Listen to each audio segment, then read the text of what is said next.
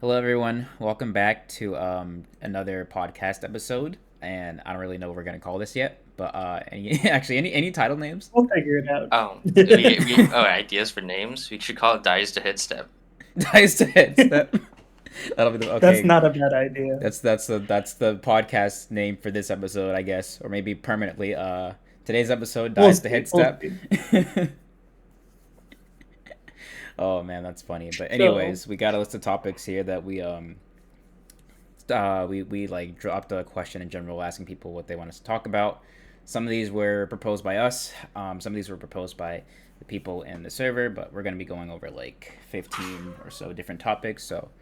But first, what we're gonna get started with, I believe that the public beta has received its last update, and Dev has now merged that to the main game. So our first topic, we're just going to be going over our overall thoughts on the public beta environment in general. Democracy is bad. For real, dude. I should probably elaborate on that. Some of the stuff I saw quote that. Yeah. I think it just has to do with different people being at different levels of play, having different views on the game due to their characters or play styles and everything. So you get some things that are supported that are not good for the health of the game at different levels. Yeah, at the same time, it feels like we don't even need to it's not even at that level most of the time. For me, it feels like whether people fight or are too negligent to learn how to fight things. I mean, we have people still complaining about step auto despite nerf to try and shut them up. And then there's still more than that, of course. Remember, guys, steps are riskless. There is no risk to using steps. I have never been hard punished for a step in my life. Yeah, let's get that clip. Also, by the way, for those listening to the podcast, I might have background noise because we're replacing our fridge in the back. Enjoy the fridge replacement ASMR provided by Numbers. Real. So I think the PBE was pretty neat. I think it felt like a dead time period in the alpha, or like a slow time period in the alpha, where we're not doing giant reworks, we're not adding new stuff, but we're being a little more experimental with what we're doing, and we're being a little more direct with our feedback. I do think, for the record, it is a good PBE. Absolutely should happen. Like, if none of you guys, I don't know how many people remembered back in 2.70, but 2.70 to 2.73, there was just bug after bug after bug. And in the end, and in the end, rather than going back to main after with a solid patch, it's a new patch and then went back to main, which means that we don't, if there's any bugs now, we won't know. And it's not PBE thing anymore. This is accurate. Let me see. Yeah, I thought PBE was a good idea. What did you think of it, Windfall? So PBE, I think that it was pretty necessary in order to really be able to get the game in a kind of good state, because Dev pretty much had to acknowledge the fact that that he is simply just out of touch with like the competitive scene of the game and what is strong. And the best way for him to kind of approach that is to simply just let the player base kind of discuss things, because obviously we're not out of touch, we're the ones playing the game. And then he kind of just has to pick through and determine which of these changes seem like good ideas and which of them don't seem like good ideas. And honestly, considering that Dev is the only person working on the game, obviously, I honestly think this is probably the best way that he could have approached this. But the issue, although I agree with Dev's decision to open up a public beta given his situation, right?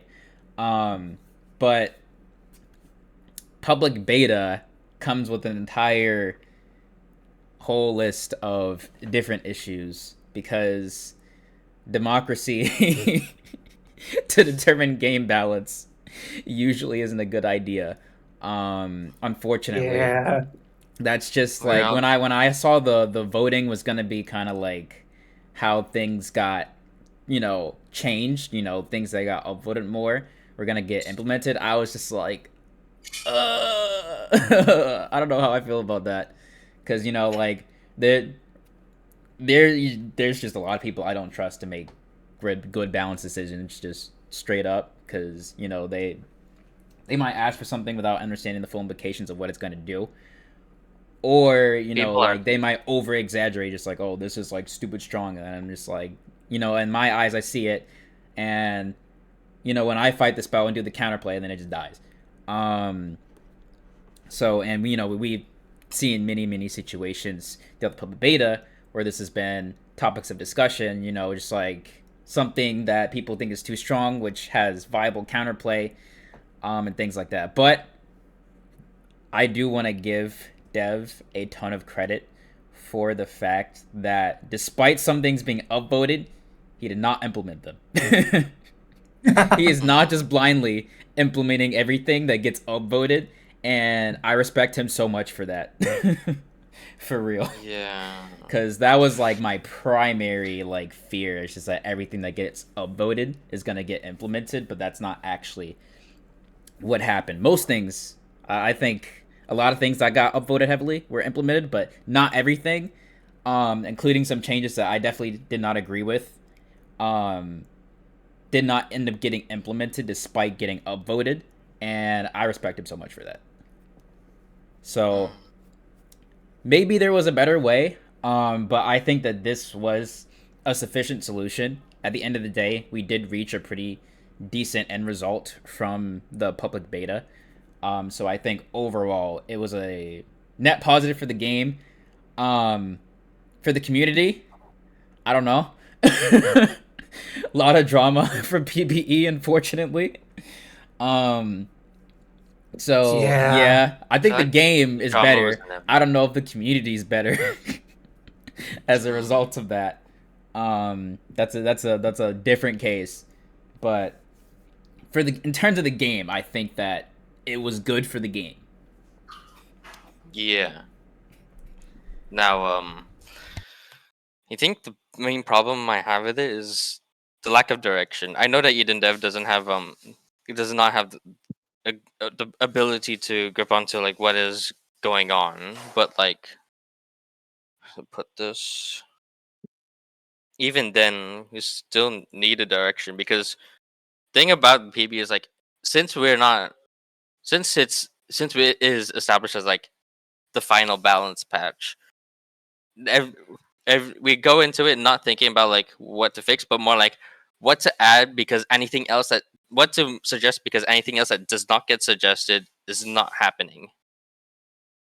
And so we have like so of course people will push for what they want. We don't get to like focus on like one thing at a time. It's everything.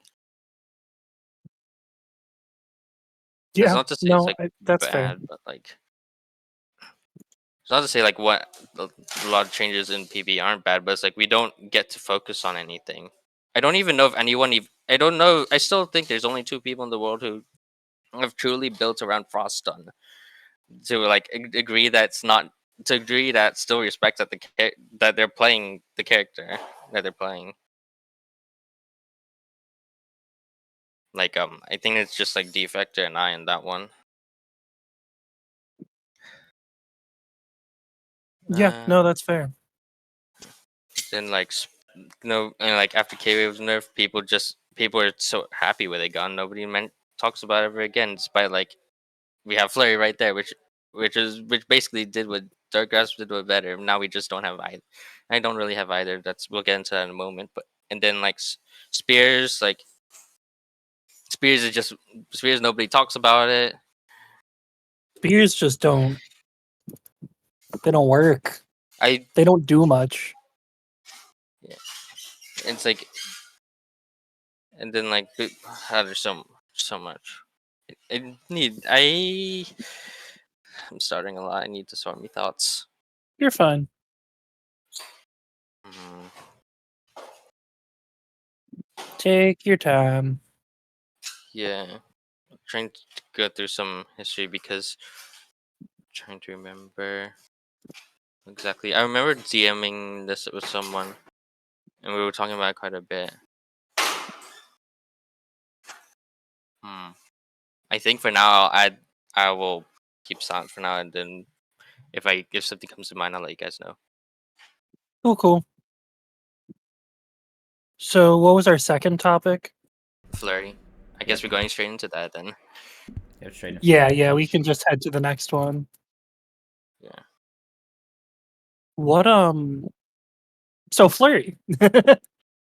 It's Flurry. dead. Well, I mean, like for took it out Terra, back it's and still in usable, general but like use. there's some things that it's like makes me question how well thought out this really is, because like we have what's it? Because it's like it's more of even three-way loss. Like part of the point of Flurry, I'm reading a message right away, was that instead it was plus enough to do a lot of stuff. Now it's less plus than just firing my weapon one. It can't go into Inverter, Flamberge, or Starfield when I can with Terraform. Yeah, no, it's just it shouldn't be played outside of either break gimmicks or like specifically Terra. Yeah, it's pretty much a Terra exclusive at this point. I mean, like I guess that's a way to make it niche, but it's not.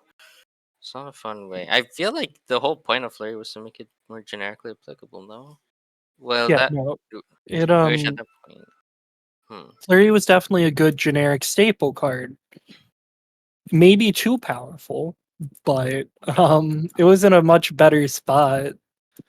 I'd much rather have it be a little too strong but usable than just dead.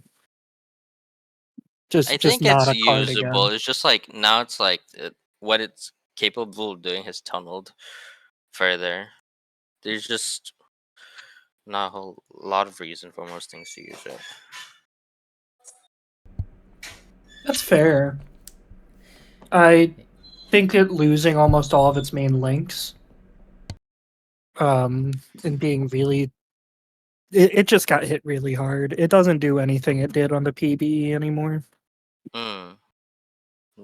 That's true.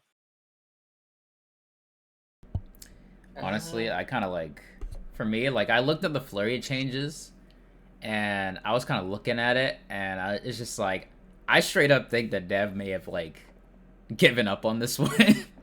He's adjusted Flurry like multiple times. A lot of time. Yeah, he's adjusted Flurry like a lot, and I think he probably just concluded, I'm just like, maybe this just should not combo generically, and that's probably why we got this update with just kind of killing the strings that you get out of Flurry, except for like Terra, obviously, and probably like some much more exclusive cases. But you know, all the big stuff like Flurry Dark Grass, Flurry Gun, gone, right? Flurry Thunder's gone even. Yeah, and Flurry Thunder. So I think, yeah, this is probably him saying, it's like, I don't want this to generically combo anymore, because it's being difficult to make work and be balanced. Because obviously, Flurry in its previous state was very meta. And even saw in Japan that like literally all of them were running it. Japan despised this spell. They hated it. So there was also an entire region, I guess, that wanted this spell like nuked from existence. No. The idea was that it would go back to 2.60, and then there would be and then there'll be another change, which is like slightly reduced recovery. I actually did like talk to them about it a little bit from the little bit of English we could. It's like, yeah, it's like if you could go with the current with this 4-way Flurry, then sure. But like in all like respects, like with the way the game works, like Flurry's frame data encapsulation is fucked. You can't. There's no solving it unless you basically give it the Reaper treatment. Also, yeah. But yeah, Flurry definitely is. I think as a generic, splashable spell, not happening anymore. I don't think it's splashable anymore. It's just No. going to have that niche application for that one character. But yeah, There is a suggestion that came up a while ago. It's what's it? Basically 2.60, but we reduce its recovery by 3 frames. So at point blank you could theoretically do Flurry into Thunder, but only at point blank. If you and then for Terra, she could also do point blank Flurry into Terraform. But if you hit 2 away, it won't combo. Basically, give it some semblance of a neutral application. I Like think Dev just doesn't want it to be used in neutral, really. At this point, it's what it seems like, at least. Yeah, it's basically it's not dead card in hand.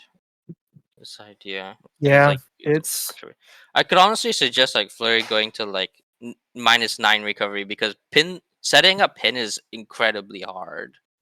Like I people agree. can. So you have to think less about what you can do off of it, and more what can other characters do to get this kind of damage with none of this setup whatsoever. Which is a lot. Because if you do -9 recovery, you can actually do Flurry, move back Ragnarok, which is cool, but you compromise your deck to do that. And then you can even do Flurry into Stinger, but Stinger, and what is Stinger doing with the entire rest of the deck? So, do we think Flurry got hit too hard? I mean,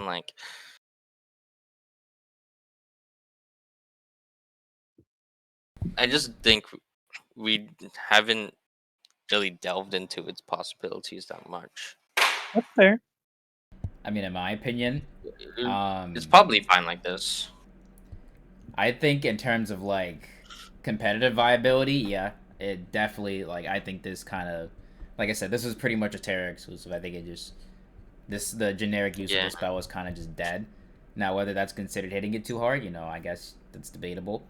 Now I understand the reasoning for this decision though with the spell, just simply due to how difficult it's kind of been to find happy balance for it, and that just did not happen. Pretty much every adjustment that was made was still too strong for the spell. So it's understandable that it ended up being up this way. But I mean, if I'm saying whether or not this spell got gutted, yeah, it kind of got gutted.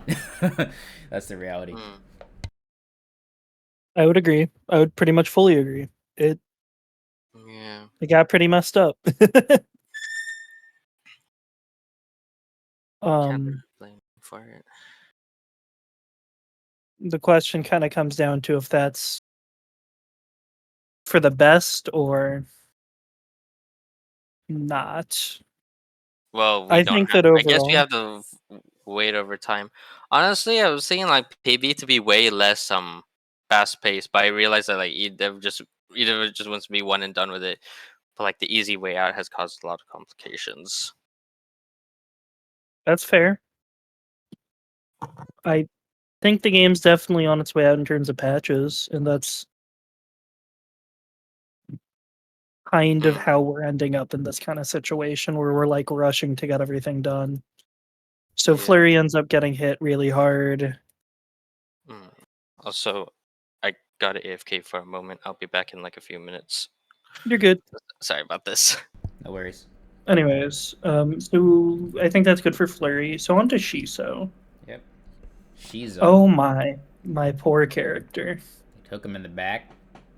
Shotgun. They put him down. They put him down. They put him down. Shiso is no longer a character relative to what he used to be. I don't know. I get it. I get he was strong and high rolling. he still has most of the. He has still some of the high roll, but all of his non-high roll decks are just dead. They cut, like, he doesn't have any flurry stuff anymore. He can't gun into steps. He can't what is it? He can't 5-away gun minigun, or 4-away, I guess. Minigun where he ends up 5-away. So he just lost a lot of links. And got kind of nothing back. And he was already pretty susceptible to counterdecking. So now he's just going to fall apart in bad matchups, and they kind of didn't give him anything back. So I think they way overdid the nerfs, but it's hard to figure out how we'd even want him to be given his current design. Yeah, I think I definitely agree with that. Like, I think this was a situation where we should have done one or the other, where it's just like, okay, if he's gonna lose Flurry, because Flurry is one of the main things that enabled him to perform so well in this current meta in the first place. Because obviously, five damage gun Shiso was not performing like 4 damage gun Shiso because Flurry was not the same spell. Correct. You know, it did a lot. Flurry really did a lot. It gave him a new starter, gave him a new combo tool, and it was not even just a new combo tool, a very strong combo tool that works very well with this kit, because it just pretty much allows him to set up a 4-way off of anything as long as he can get access to front. And, you know, it was very, very enabling for the character, and losing that is already a massive hit in itself to him. But then losing the recovery getting worse for the gun, and then losing gun into auto slash or gun into steps in general, because that's not even just auto slash but also step blaze. Yeah, Burning Jaw's dead. So it is like, yeah, no, it they is killed very, it. very hard nerf for the character with both of these things happening at the same time. I don't think Flurry is probably going to get reverted. I think that it's much more reasonable to just revert the gun nerf, because with Flurry getting hit like this, I don't think that the gun nerf was even necessary at this point, because I don't think Burning Jaw is even like a problematic deck. Because I mean, at the end of the day, like, I am having to eagle eye a lot of shit. That already existed with 5 damage gun. Like it's not new, right? We've seen it before. We've seen gun into step blaze, right? Because at the end of the day, like, that deck, there's still the weakness of you need to be able to draw step blaze into salamander or a payoff spell, right? So it's not like, as the order matters a lot more than we were saying with like combo high roll Shiso with Flurry, right? I do say, like, the order is not that important, because like there's Ember works with it, Magnaflare does if you already have a flame out, and then like if I choose to run something like step auto, I could put it, and because of the change for step blaze also hit own tile, it means I can run steps with it. So you could do like, so if they're far enough to the back, you could do weapon ones, step slash auto slash step blaze salamander, and that's how you could get it all. I'm guessing they're doing fire alarm testing now of all times. We can hear that one. Fire alarm ASMR. Indeed. Yeah, I think the Shiso nerfs were really rough though.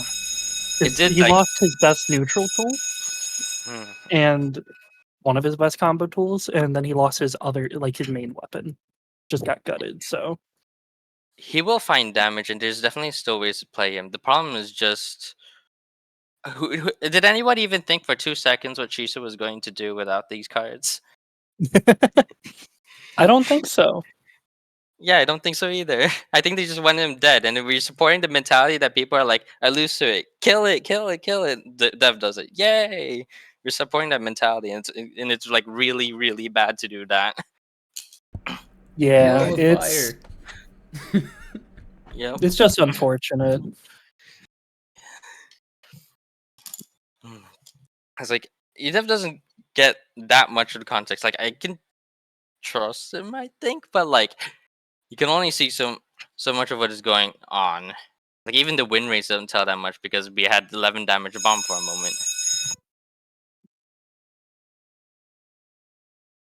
Shit, why does it have to be now of all days? It wasn't like this last time we did the podcast. It's okay.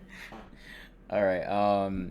Let's go ahead and move on to the next topic now. New update and spells that were changed. Let's go through the list. New update PogChamp, new update PogChamp. Yeah, we already touched upon some of it. Upon Shiso. Maple and, weapon 1 got buffed. Vine pull damage is huge. Doesn't no, well, I mean, like if you except for minigun at high range, no, I can't think of anything else. Yeah, I don't know what Vine Whip did. Like who? I don't even know who suggested. Like who even suggested this? What did they? What did people see that like that made this that would make this matter? Even rake into move into weapon 1 is gap 0 too. It's also gap 0, so it's like it can't be that. So what is it? I couldn't tell you, but I don't think that's relevant in any capacity. Probably. Yeah. So I don't know if it's even worth talking about. Yeah, that one you can ignore. Vine pull to 3 damage is huge for Terra. I ran it a little bit. I think it's got, and I'm starting to remember why it was so good. You could even do Vine pull and it just keep moving forward until end in dark matter. Just do that all in buffer, and it will also still pop the dark matter because Vine pull doesn't move that fast. That does stuff for Terra? Yeah, Vine pull into dark matter works. It instantly pops dark matter. Oh, I guess that's neat. And you could do Vine, and you could even like walk forward in the same way. You can bow snipe, move forward, gravitas, and bow snipe will hit. Is it good? I'm pretty sure it's very good. It's even like a good like secure. It's good for like defense as well because like they can't auto slash you if you walk forward alongside it. Otherwise, they get counter hit. It's like you kind of throw it down if you think you're going to get a hit and then they lose their combo. And then like you can run entangle, which is good melee off angle, strangle, which is good basically payoff, I guess, and you could just kind of hit it and leave him be because it applies root. It's basically opened up root Terra, I think. Huh. Well, I'll have to look into that. I mean, I suggested the buff because I'm just like, why does a projectile do 2 damage? Because, Dragon brought it up, and then I'm like, yeah, like, right. Why does the projectile do 2 damage? It's slow as heck.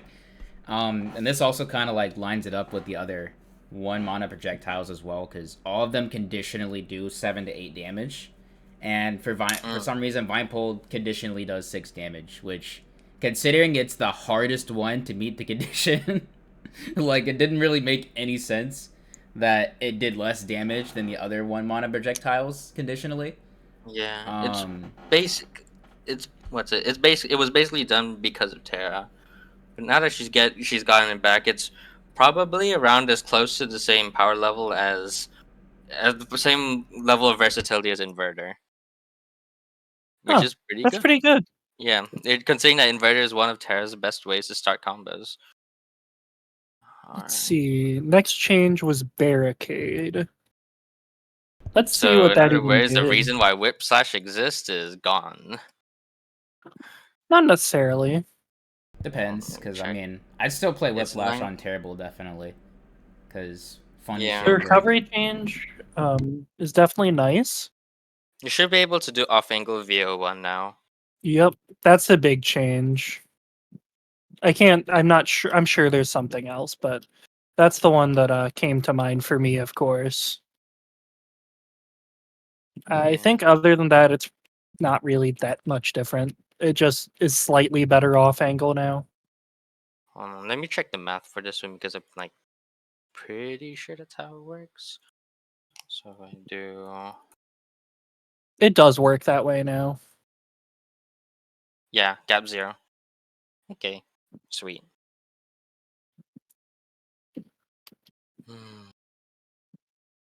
And then there was the combust change. I think that just fixed. So that's fine. Interaction. That was because of what I brought up. What that fixes is if Gunner did step, auto, weapon 1, and buffered into combust, the flame tile would be set too late, so it wouldn't actually trigger the combust. But now, without little delay, it fixes that. Flurry, we've already talked about. Meteors, I got no clue what that's going to do. I have no Meteors, idea the it should allow implications. something like meteors hit some, and then like you do a hit, so then the second meteor hits No, it too. doesn't. Don't It think that doesn't enable works. that. Let me just get Neuron try. Yeah, because I tried messing with that, and I couldn't get that to work. Nope, never. Yeah, no, I have no idea then. What is it going Yep. on? just makes it so that, like, after the second meteor drops, like, you can move a I little guess bit it's earlier, like but less like neutral. It's less dead and neutral, I guess. I mean, it's still kind of bad in neutral. It's just now you're probably not as vulnerable, I guess, after casting it. But in terms of like, I think the spell is still like bad. Like Bad. I don't really think this helps the spell's viability pretty much at all. It just makes it very slightly less convenient. Yep. All right, Snowfall, range 5 to range 4. Very good change. Also, I Wonderful. can't. Also, I'm surprised he didn't touch the damage on that one. Love that change. Yeah, I think it's probably so they're probably going to hear in like in a short amount of time that it's overtuned and blah blah blah. But it's fine. It's pretty good now. Yeah, it is good. I like the change too. Yeah, I think that the change is good because, like, at first I was just like, oh, you know, like 5-away Snowfall isn't, you know, all that bad. And then I played it again, and I'm like, Joe was right. Spell sucks. Yeah. And then I'm like, Yeah, I tried messing with it and I couldn't get it to work. I went and upvoted his post. I'm just like, yeah, this is kind of dog. So yeah, I don't really. It's still not good at comboing, I don't think, but it shouldn't be, to be honest. If it's gonna be one Yeah, it's mana just 4 fine the away, way it is. so I Damage think might be a bit high considering that wasn't changed at all, but let it be. I guess. Wait, is it like? Did he like say like, okay, that's it, PB. Now that PB is merged, we're not bouncing ever again. Did you say anything? I think no, you're still. I think he's you're still going taking through. feedback, and the general feedback, just not from PBE anymore. But we're probably gonna get a couple more patches, I think. There should be like more like the game itself kind of changes, like fixing of local multiplayer and stuff like that. Well, I think So after the Meteor's balancing's buff? done, he's probably gonna focus on that after the balancing is out Meteor's of the way. buff. It's got one relevant thing, quote unquote relevant. At distance 0 or at distance 1, you can do Meteor's shadow shift. And the shadow shift is fast enough to patch the hit stun gap between them. It's meta now. Technically, Wow. you can do Meteor's Kwave, but it pushes them out of the way of the second Meteor. Yeah. Minigun is not fast enough for it. So, wow, they sure did not do much with that. No. Let's see. It's probably just to like help out new players by just like not being dead the moment they cast meteors. Step reverse did just about like nothing. I think it added like 4. Step reverse lost a frame of startup. Yeah, but like yeah, there's one less frame startup now. Well, why? Like, I think what was the change supposed to do? Rooney wanted it. What's it do though? I mean, like, I think there's like kunai step reverse at distance whatever now. Who cares? No one. That's what it added. Though. Well, I mean, I remember he was going in talking about, step reverse feels so good now, and it did not. It didn't fix any of step reverse's problems. It did not. If it changes auto into step reverse. Did it? Auto into step reverse is true now. That's more relevant. Okay, that's cool. That's a cool thing. It's better than nothing. I want to bring up this bug fixes too, because Whiplash visual is fixed. Oh finally, my god! Whiplash visual was. I used Whiplash, off. and that made my eyes bleed when I'm like using Whiplash and it's just missing, or like it's hitting, the visual is hitting, and then it's not hitting you, and it tripped my head up so much because like I started spacing it wrong based on the visual and dropping because of it. It was really hard to dodge too. Yeah, I mean, like it feels like it's me. fast enough. Where it's like just based on their positioning, if you remember Whiplash, it's fine. It just threw me off because the animation. It definitely does throw people off the rhythm. Like, can't deny that one.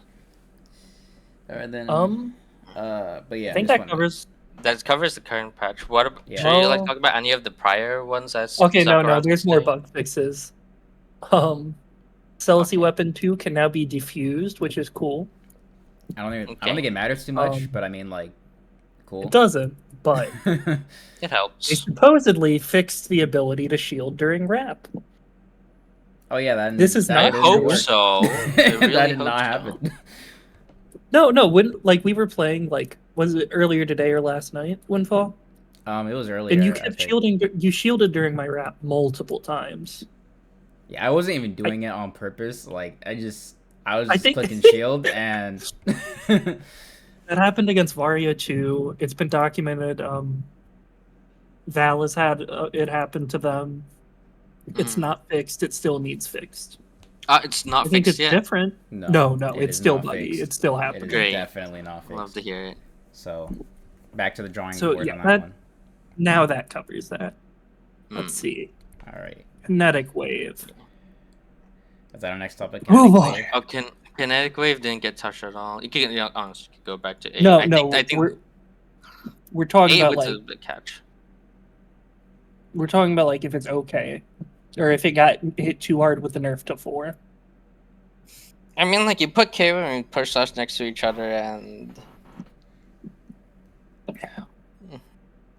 I mean, one of them is super mana, is basically mana neutral and combos into Imagination, and is also frame 2, and also shield blocks. I mean, frame 2 doesn't really matter because you're not hitting it on its own. It makes it easier to combo into. Yeah, I mean, it's 1x1. It's right directly in front of you is not, if you're playing Curse and Parry, of course you can do it, but it's how about everyone else? I've ran it on a bunch of characters. It's really good with the root package. It's good on Shopkeeper. I ran it on Saffron with step auto whirl links.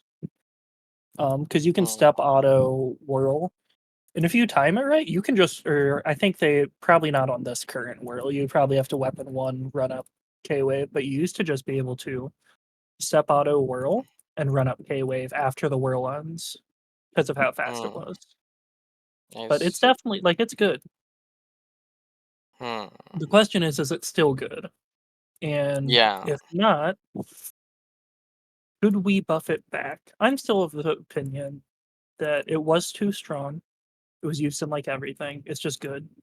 It was just very strong. Everything's a stretch. And now, yeah. I mean, it was used in a lot. If you took a look at all the meta decks at that point, it was very prominent because it was in all the high roll decks. It was in all the high roll decks. I used it on any root deck I used. It's even Perp was using it on Shopkeeper. Well, that one makes sense. You have a pull weapon. Yeah, but I mean, that's every style of deck. Because Perp was an anomaly, but still using K-Wave. Pretty much every big deck was using K-Wave. I even ran it on my Celicy. Celicy makes sense. Yeah, K-Wave. I won't act like I played it very much, to be honest. I won't act like I played it very much, to be fair, because you can only say so much about it. Windfall, what do you think of it? So, for Kinetic Wave, when it comes to whether the nerf was too much, I honestly think you could probably look at Kinetic Wave and probably Flurry a little bit in the same light, whereas I think that Dev reached a point where it's just like, okay, I think that this is probably just better not hitting for 8 damage. Kind of like, he's just like, okay, maybe Flurry's just better not comboing. And kind of just getting to that point, I definitely think that So, as for whether the Kinetic Wave nerf was justified, I definitely think that it was.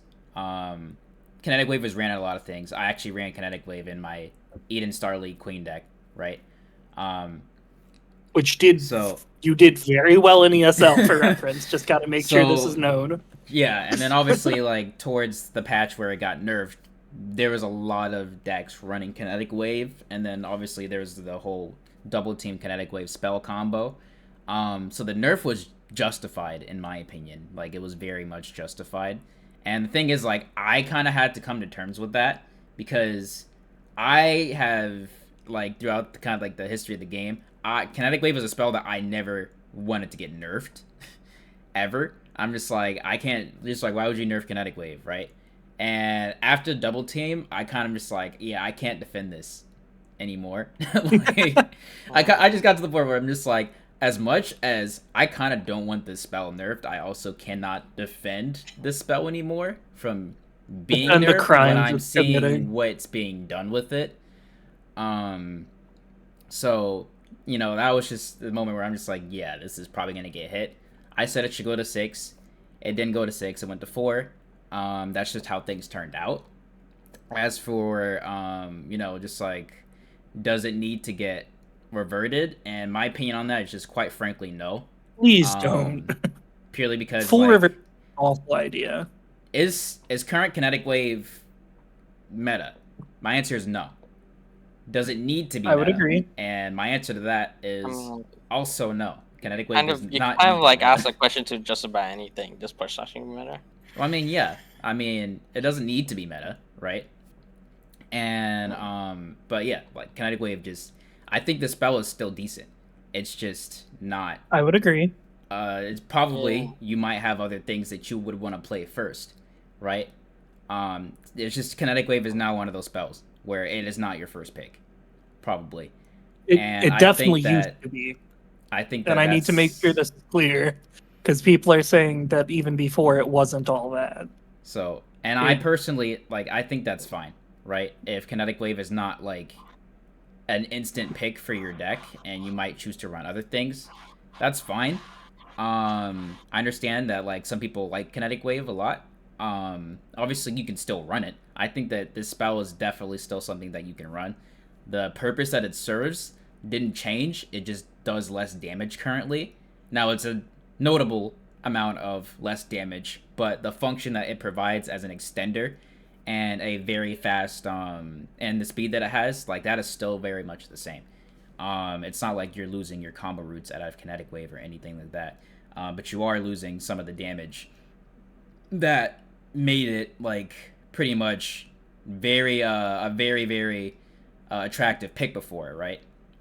Now it's just not a very attractive pick. Now it's just like, okay, you're gonna need to kind of contemplate whether you want to run Kinetic Wave or try and, you know, adjust your deck to not have it, and I don't know, probably look for more damage or something like that, but then giving up the benefits of the spell. Whereas before you kind of just like, okay, you know, I get the benefits of the spell, and then I also get, you know, the nice 8 damage. You don't have that anymore. And like I said, I think that's fine personally. I would agree. I don't think the spell is unplayable. It has an opportunity cost now, and it didn't before. Yeah, I don't really think that the spell is unplayable by any means. I just simply think it's now in that category of spell where it's just like, okay, you can run this. It's fine. Is this the best possible pick for your deck? Probably not. You know? And that's okay.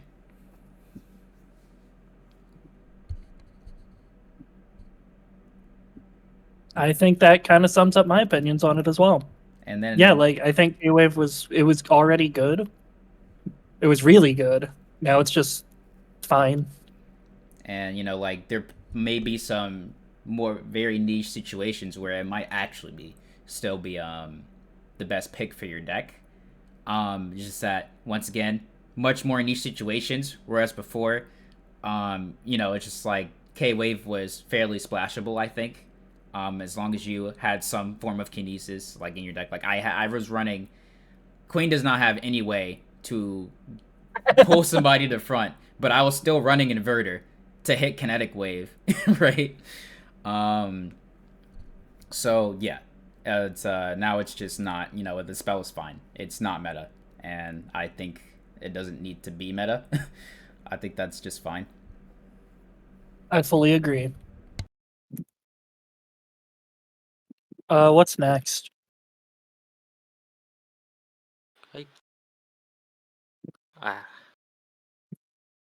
Which characters are big meta threats?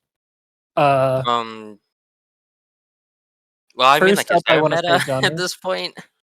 Okay, so let's phrase it like this: which characters are strong? But Who are it's the like, best characters? did want to like think a little differently about this topic in particular, because it's like, is it strong because the player is good? Like we had that with Queen, and then they nerfed her, and her Frost. So it's like, I feel like the distinction between like good good because character, or good because pilot is important. Yeah, we're probably going to be more focused on the like which characters are good part of it. Mm. Yeah. Yeah, I can't say You I can't think quite put Shiso's my still up finger on there? meta, but no, definitely not. not anymore. Not Maybe. even close. Yesterday, maybe. Yeah, Shiso like yeah, no, he's not a top tier. He's probably like on the lower half of the cast now. Very big nerf. Yeah. I think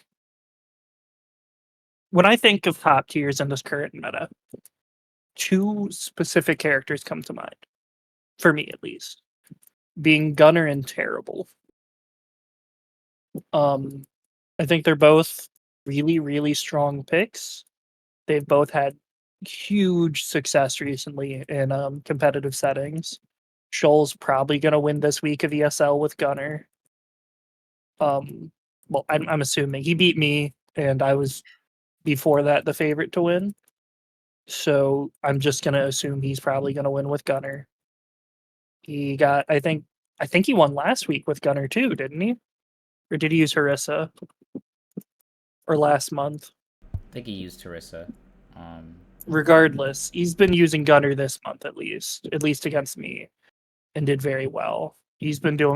I've been using Gunner in some of my ESL matches and doing very well with him. His neutral's dominant. He chips you for free. He disengages for free. He gets to just do so much. He has so much control and so much just passive damage that you have to eat fighting him, while also denying your space really well just through hitboxes.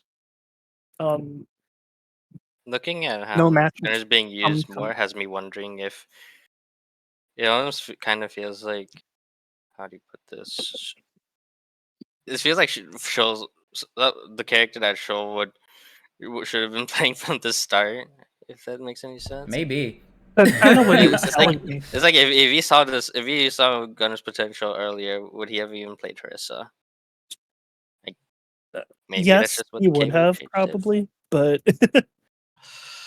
Yeah, that's yeah. what the K-Wave change did to Harissa, I guess. I think But even the then, other character that comes to mind though is Terrible, and she's just such a strong all-arounder. She's got Dark Wave, which you can definitely build around. But the big thing about her is she has both boxing and back row denial hard baked into her kit, which gives her so much freedom with what she wants to build.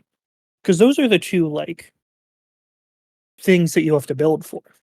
When you're building a deck, the two like big check marks, you need to make sure you're not going to get camped. You're going to make sure you can have some way to challenge front row. preferably off angle. She has both of those just on her weapons and is very effective at both of those. So that gives her a lot of room to just do whatever she wants. If you're going to make a generic or a more general deck, you should probably run it on Terrible. And she also does have, again, good specialist stuff. Like Darkwave does 4 damage if you connect both, which is great on a weapon, and it's ridiculously plus. And Comet, of course, is very, very, very good at poking the back row and getting people to engage with you.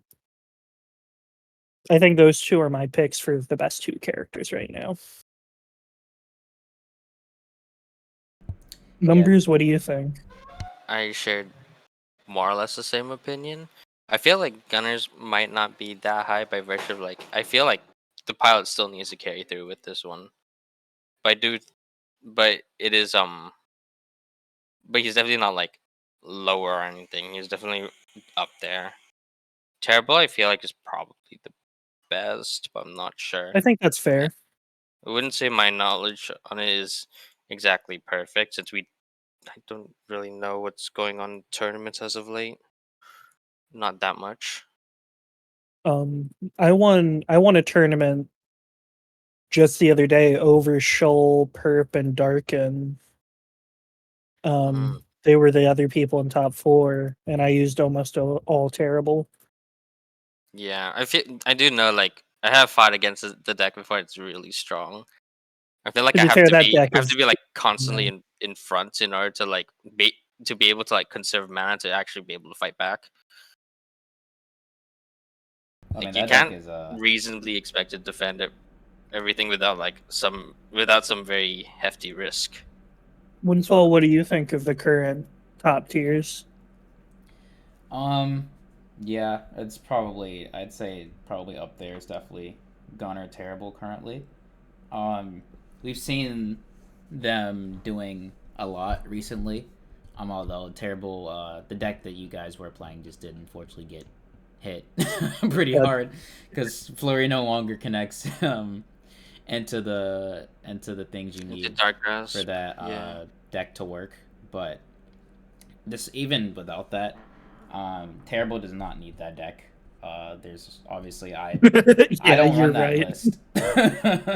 I've already been having success with her without running that list, and I still think that the character has potential to like get better. There's still untapped things for Terrible currently. So what you're saying, Terrible, you're saying now is not even where she'll be in like not explored. Yeah, she's not fully explored at all. There's some things that I'm still currently looking into, learning how they work. But yeah, Terrible, she's very good. Gunner is very good. I think I don't really think that they are that problematic. Kind of really good. Like, it's not like Shiso. I felt like Shiso was like kind of problematic, really good. I don't know if he was so good to the point he was problematic, but I think like he was really good and also problematic. Is probably the way I'd put it. Because you could definitely deal with him. Well, you can. Yeah. I don't think to deal with Shiso, you need to counter deck him. Like, yeah, that's fair. I don't think you need to counter deck him. I did not lose any sets pretty much on my Shiso other than counter decks. But yeah, it's just it's just if you're not counter decking Shiso, you're gonna lose the damage race. Unless you just don't get hit. Hard. I mean, like, you know that high roll deck, right? Or we're talking about the high roll deck in terms of like damage output, right? We're talking about the deck I was running. Yeah, I feel like you could just. I feel like you can play around that fine. It's got a lot of neutral. There's a lot of cards that just don't do anything, and if you like just assess his starters 1-for-1, then like you should be able to defend that. So it shouldn't be the hardest thing to defend. Well, it had full power flurry. It had minigun, and it had push slash for neutral, along with confirms and auto slash and dark grasp. The thing is, so yeah, that's fine. Issues if you get hit by any of those, you take 50. Yeah, it's like the issue isn't I can go a very long time without getting hit by that Shiso, right? he does not hit It's you just that like any often. one mistake goes It's into just 50 damage. yeah, like you get hit by anything one time, eat 50 damage. Like I remember my first it's over. the set I You're had with you, it cooked. was like first to 5, and like literally I would just be in the lead, get hit once, take 55 damage, and then just And then like you're at lethal. I've lost the game at that point. Like eating a 50 plus damage combo is a game losing thing. Like you will lose a game because you ate a 50 damage combo, whereas if you And he didn't did eat a it on 50 every damage hit. combo, you probably would have won. You know? So it's just like simply the fact that like he would hit you with anything and then boom 50, right? Is and he only when you're hitting that hard, you don't really need to land that many hits to begin with. So like you can in terms of like playing defense against Shiso, you can play defense against like, or at least that version of Shiso, not the current one obviously, but like you can go a long time without getting hit. It just when you eventually get hit, you do get hit. it's gonna lose you the game. But obviously you could get a counter decking was very effective against him. I'm not sure if did either of you two see my set with Perp, the Beam Crystal one? Yeah, I watched that.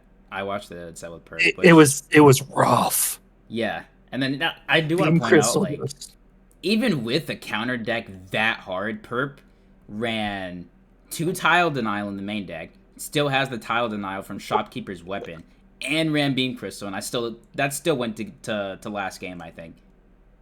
It did. Which it was very close. Perp still. switched after game 1, right? Literally as early as possible, and it still went to the last game. So yeah, no, that's fair. That's just kind of like where it was at. Crap, it was I forgot the initial that is thing very that strong. I was talking about, but yeah, I don't really think he's definitely not there anymore. But that's kind of what I meant by like problematic, kind of really good. Is just like, oh, that's fair. Where like I don't feel like you need to like counter deck Gunner that hard to beat him, or if at all. You need to play different, straight up. Like Gunner, I think you need to shield manage really well. You need to hit step really well, and you need to you kind of need to be able to play around him matching. And you need to be able to obviously like deal with him camping you, but I mean that's just you need to be able to deal with anybody camping you really. I do think Gunner's probably the best character with that style of camping. Shoal's been showing it off super well. He just kind of sits there. He sits there in the top corner. And if you run up on him, he weapon twos you. And if you try to step into his row, he shoots you. And he'll just sit there. And if you don't do anything, he regenerates mana, goes and pokes at you for a minute, and then goes back and does it again. And it's just like, okay, so you have to be able to get in on that, or your deck is just going to auto lose to Gunner. Honestly, when you put it like that, I feel like Shiso sounds more manageable than Gunner. Most people's decks won't be able to anti-camp that well. I was already saying that pre-nerf Shiso, I wasn't quite sure on full force with like full power flurry, but I think on like last PBE patch before all the big nerfs, I was already thinking Gunner might be better. Yeah, I can get behind that. Because Gunner's very, very like I don't want to say deck checky, but if your deck's not super well rounded, you're probably getting farmed. I mean, I think Shizo's probably more of the because like Shiso, you counter deck him, you probably beat him if you counter deck him like hard. Whereas if you don't counter deck him, then it's like RIP. Whereas like Gunner, like I don't think you have to counter deck Gunner. You can, it will help. But I also don't think that Gunner is nearly as vulnerable to like Gunner's not gonna that's my thing. Auto lose to getting counter decked. I don't think Gunner has counter decks really that are too effective against the current iterations. So yeah, it's just I mean, like it's a lot of very generally applicable cards. You have Kunai Veneer Shock, Paragon, Zepstasha Rifle. Yeah, those are all very neutral complementary cards. Are there any other characters that are worth mentioning? Because we've only really brought up Shiso, Gunner, Terra, I guess? Terrible. I don't think Terra's up there. Not after all the She's nerfs. definitely rated. Not after the world nerf. I think with full power whirl and flurry, she was up there. Like the previous live patch, because I used her and beat Shoal with her in ESL, but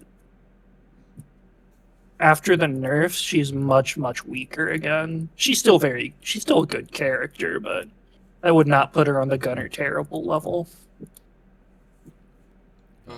Either way, I still think I don't think that we've, at least for this meta, I still think that there's a decent amount more cooking to do. So this is just the state right now that we can kind of. Do you have any characters that you expect to pop off with more cooking? Well, Queen might rise more cooking because of the buff. I don't know how much higher or if she will rise at all. She simply has not been cooked yet around the new change. Yes. So that is a very hard maybe. She will be better. Or maybe she won't. I don't know, but I haven't messed with her again yet. For other characters, I kind of want to see Reva a little bit more. Yeah. I haven't seen her much. I think that we need to get like complete rat to have their hands on her. Yeah, like I want to see more Reva, like, so I can kind of get an opinion on where I think she is. I want Sans to play her and see what he can cook up. But yeah, she's because he's known for cooking up the most vile stuff. And seeing I don't know how what Reva is going to be doing. I mean, like that's it. Well, I don't know if she's going to do anything. It's just that. Yeah, I don't think she's going to do anything though. So I think we're covered on the current big meta threats. Yeah, so we can move on to point 7. Next topic. Is every character viable at the highest level of play? The way this question was basically put out is every character capable of winning a Duelist's Supermajor? So assume all the top players are in attendance. Is every character capable of winning through that level of bracket? Yes, with a big asterisk. I think heavy no. I understand the yes with the asterisk. But there's just some others where you need to try way more than the others. Like I just don't think everyone's capable of that. Like here's the thing, like my thoughts on this is like it's a yes with quotation marks, because like here's how you can look at it, right? You know, I'm gonna bring up a Smash reference, right? All right, cool. So let's say, you know, there's Ganondorf, right? Now, theoretically, could you win a major with Ganondorf? It is possible. Technically, it is possible. Is it gonna happen? No, it's not gonna happen. The likelihood of you winning him, like, just if everybody in that tournament is at the same skill level as you, your chances of winning are freaking, like, basically just not happening. Like, literally, like, might as well be freaking 0, right? And I think that that's the case with probably, like, some of the lower end of this game. Like, here's the thing with Duel specifically, because, you know, it's a deck builder and every character has access to this large set of spells, you know. It's always possible. I think it's more possible in this game for an exception like that to happen. Is it likely to happen? I think it is not likely to happen. I think that if you were picking a very bad character, you need a lot more players. Then, you know, like if you're picking a bad character and then you take him to Supermajor, you have like a 99% chance, like you're not winning. Probably, like realistically, you're not winning. Because you know you pick a bad character, you have a whole bunch of bad matchups, right? And you're gonna need the luck of freaking God to affect your bracket. You need reflexes to just play around everything they can possibly throw around you. At that point, you basically have them at the palm of your hand. Like either you need to be skill diffing everybody that hard, or you need to have the most insane bracket seeding luck on the planet to dodge all your bad matchups in order for that to happen. But neither of those are realistically going to happen. So, like, you know, that's why I say yes with quotation marks. The real answer is kind of just no. Like, here's the way I think about it. Let's say you take a bracket, you put, let's just say all the Code S people, all the people that have ever been in Code S. Make sure they're all in attendance and add another 40, 50 people. Do you think a Violet player has more than a 1% chance of coming out on top of that? Because I don't. I don't think Avio's going through, like, there's too many good people that are just gonna shut that down. Like, I don't think they're going through Perp, then Windfall, then Shoal, then Varia, all back to back on a character that's Just how lucky to good you take a have to single set be. off any of them. So let's take it like this. I'm a pretty strong contender for best player right now. It's not definitive, but I'm in contention. I am also the most experienced and best Violet player. I don't think there's a shadow of a chance that I would pull that off. So if someone in contention for best player in the world and also the most experienced Violet player don't think they'd have even a slight chance, I don't know. I don't think it's something that's going to happen. And I think that applies to more than just her. Yeah. But I think she's obviously the one that's most relevant to me. Windfall, what do you think?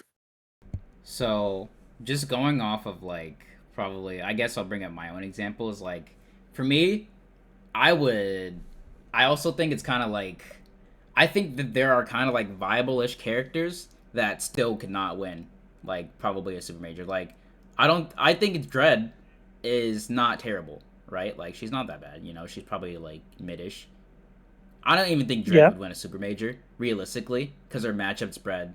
Like, some characters just have a matchup spread where the second you hit your bad matchup, you're done.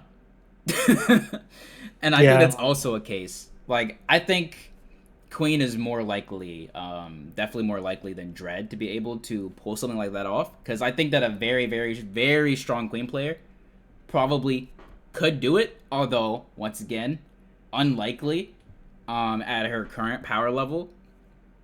Purely because Queen's matchup spread, which she doesn't really have any like matchups that are just like dang near like brutal to play. I think. I think Terrible is pretty rough. Yeah, it's rough, but Yeah. like when I'm I guess talking she about can like Dreadworm, I'm dodge. like Dreadworm. You run into Hazel, you die. Yeah, that's fair. Like, your weapons become useless. It is so horrendously bad. And you know, like, I feel like that's a thing as well. Like, when you have a matchup that is like horrendously bad on your character, that really makes it difficult to be able to get through bracket. Because, like, okay, you run into that character, you have to switch. Literally have. You also have to account for the fact that good players will counter deck you. Like, they will pick that character against you if they're confident enough, and you'll just have to hold that matchup. Yep. So yeah, it's just, I think that any character below mid probably is realistically gonna have a very, very hard time winning. You would need an absolutely insane pilot to pull it off, and even then, it's still not a high chance. You know, they'd probably need some seeding luck in order to make that happen. I think once you get to mid tier, like around like the mid power level of characters, I think it just comes down to their matchup spread, whether their matchup spread is like manageable. I think if you're like mid power level and you have a horrendous matchup like a -3, then your odds of winning an event that big are not realistic, purely because of that. Because it's just like the likelihood you're gonna go through that entire event solo on this character and not run into that matchup that's gonna take you out of bracket is not high. You would need luck for that, a good amount of it, not a realistic amount of luck. I wonder what characters are capable. Obviously, Terrible Gunner are. I think like Saffron could. Celestia obviously can. Hazel. I think most of the cast could. I think probably like But half like the of like bottom mid tier and up could do it. third to a quarter. is probably just not going to.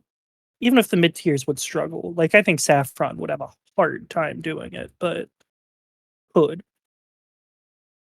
But then you get to like a character like Violet, and it's just like, oh, okay, I have to fight Gunner.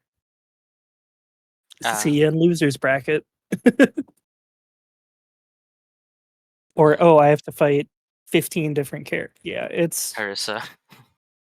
At least no one. Yeah. At least people are dropping her. Yeah. Let's see. I think that's about that. Let's see. How good are the bottom tiers, and can we buff them?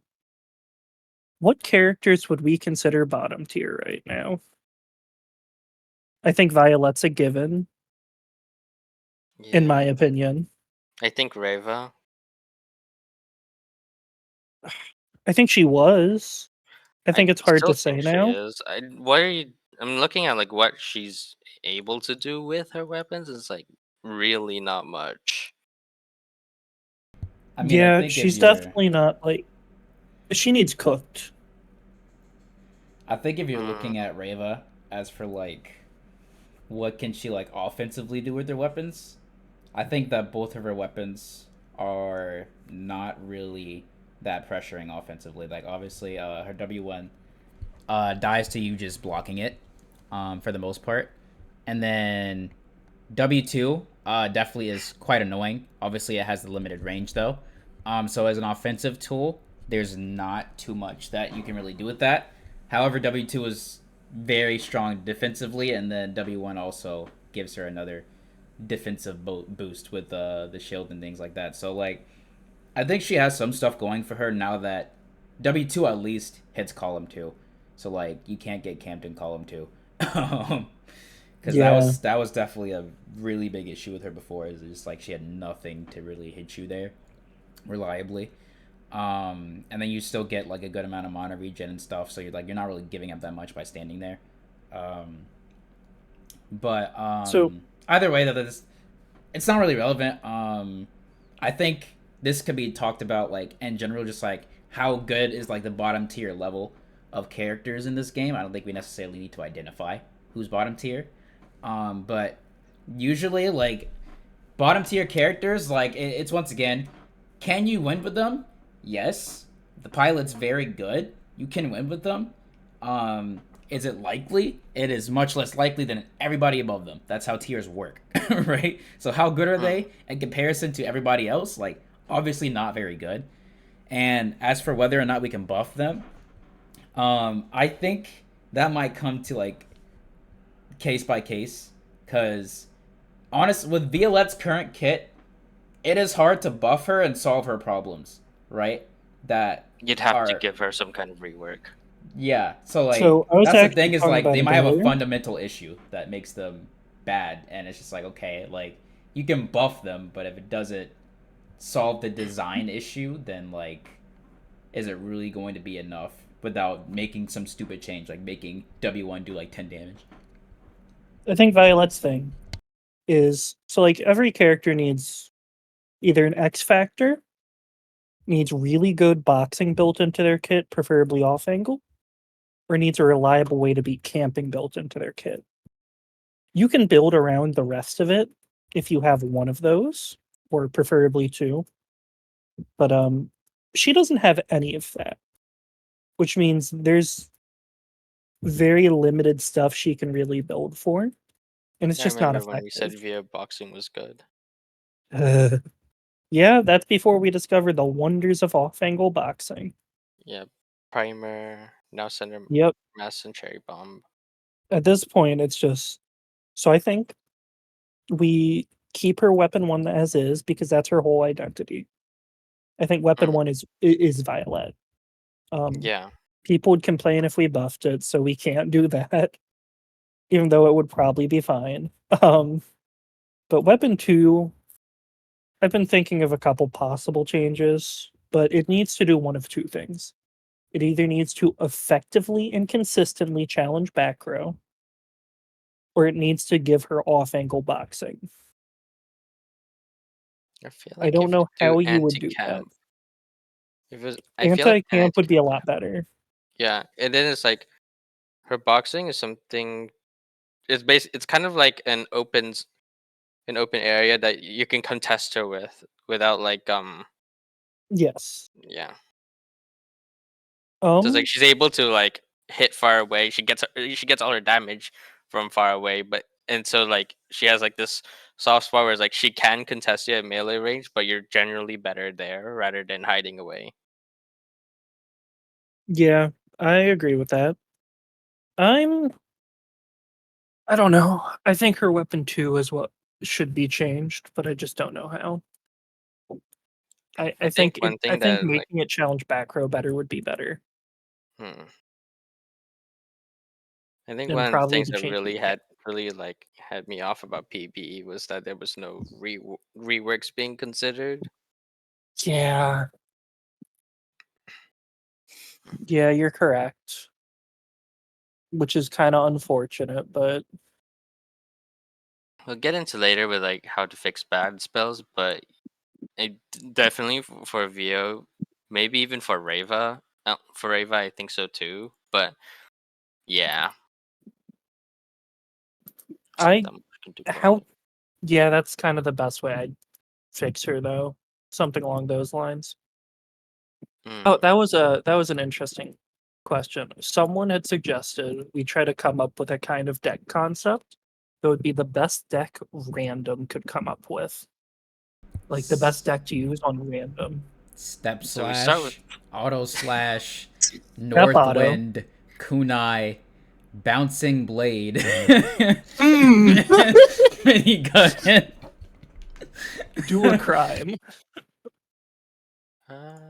So just go toss those in actually, there. Kunai Venershock I feel like is a given. I think Maybe Step Auto's a given. Northwind's probably a given. I say Paragon. I say we have to include Paragon if we're being yeah, real. Paragon for sure. It's the easiest hard baked in inevitability you can give a character. Hmm. Are we Kunai Vino? Are we doing Bouncing Blade? I guess I Bouncing don't Blade. really It's see good the value of structure it that here. much. Minigun, Vino shot. Minigun feels a bit odd. Actually, no. Minigun is How probably does fine. Step Auto Northwind, Bouncing Blade Kunai, Paragon Minigun Vino Shock? Too many 2 Hold on, costs, let me make. probably. I think that's 3 2 Yeah, costs, yeah. Which would you I think cut, Minigun Minigun would. or Vino? I'd probably cut Vino. Venershock. No, I'd Or take Venershock over Minigun. one or the other, yeah. Venershock is good. I feel like Minigun's too good in neutral. Really, I think Venershock's better because of the poison. I Even if you, guess. and it's omni range at the same frame data. Okay, so let's cut Minigun. What are we replacing it with? I don't think we Optimally a need one to. cost. Wait, don't you have 9 cards already? No. So Step Auto, Northwind, Bouncing Blade, Kunai, Paragon, Vino Shock is 7. Okay, let's get So we have room for one more, preferably a one cost. preferably a 1 cost. We could probably do Let's see, what are we missing?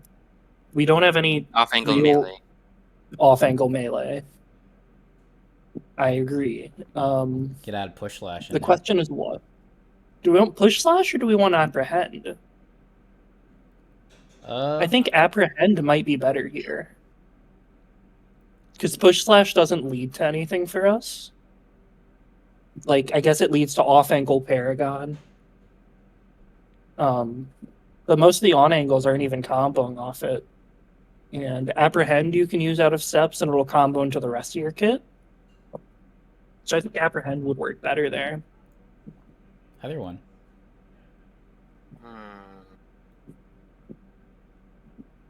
Suppose apprehend would do more. So I guess Step Auto, Northwind, Kunai Vino, Bouncing Blade, Apprehend, Paragon. That is the deck we are going with for now. Sure. Works for me. That's a pretty good one. I think the only other way is you could like stack Inevitability using like some strip mine stuff, like strip mine, push slash, backstab, Paragon, I think strip Step mine's Auto. way too slow. Yeah, that's my only issue. But it would guarantee that no matter what character you get, you can at least end the match eventually. But I guess this deck's probably... I don't think that's a problem with this deck. No, that's fair. I think maybe some kind of tile denial would be best in that. You could slot in Wrecking Ball. That probably wouldn't break anything. I think Jackhammer would probably be better. Jackhammer's cost mana. Wrecking Ball's free. Yeah. Free stuff. Yes. Just throwing in a free one. I think that's fine. Yeah, same deck but with Wrecking Ball. Cool. Yep. Fun thought experiment.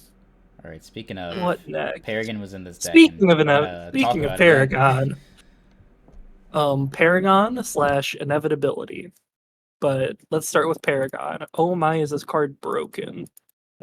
It's a good broken, I think. But the more I've been playing recently, I've been throwing it in literally every deck. It's like, hey, dodge this idiot, and then you use it, and they don't dodge it, and then they eat 6. A plague upon their household. They're poisoned. Now they have to fight for front, and it's like, okay, that sucks. You just throw Paragon in any deck you want, and it gives you free Inevitability, free chip. It confirms into stuff. It confirms out of stuff. Doesn't lose to shield. No, it's very, very strong. It's all fun and games until you get frost procced by Paragon and then pops your shield up full. Like if it just applies, I think the best one by far is poison. Poison, it just sets the neutral. Windfall, did I hit you with that earlier? And does damage. I don't know. I did get shield broken by it, but I think do it was not a frost know proc. if that was a frost proc. It's definitely. I would imagine it comes up. Oh, it does. I got frost proc shield broken by Shoal the other day and lost to it. So I've lost multiple games to it. I lost a bracket set to it against Shoal once. I remember that. It was at one of those tourneys with prize money too. I was so mad. Oh, insane. Yeah, but I lost to it in Grands actually. Let me see if I can find if it was Frost Proc real quick. I'm looking back through our VOD. Because I remember I posted in chat saying we love RNG Frost Proc. I think the only thing that really tips me off is the RNG with this card. Full shield, you got Frost Proc. It was full shield. Oh my god, bro, are you joking? No, you would 12 shield. So yeah, probably if they do anything, they could probably tone down the RNG aspect because it's just like, yeah, like it doesn't need to be able to randomly one shot my shield. Full shield. Like, you were at full shield and you had it up for like half a frame. You literally still have 12. Like, wow, terribly. That poor. Yeah, that move's stupid though. It's broken Inevitability. It's broken off. It does everything. You should put it in your deck and start using it, and you will instantly do better because of it. If you build with Paragon in mind, all your decks will be better. You should definitely run it on basically every character at this point, in my opinion. I think there's very little reason not to run it, unless you're running like an 8-card deck, and it's got to be super tight. Makes sense. How good do you two think it is? And do we think it's okay as is or needs nerfed? I mean, like, it's okay to have staples. People complain about staples all the time, but it's like... I agree. Thinking of Paragon. I mean, like, it's actually unreactable, unlike Step and Auto. Yeah. But I think that's fine. It's 2 mana, too. Then we have decks full of 1s. Windfall, what do you think? I mean, I definitely think it's very, very strong, obviously.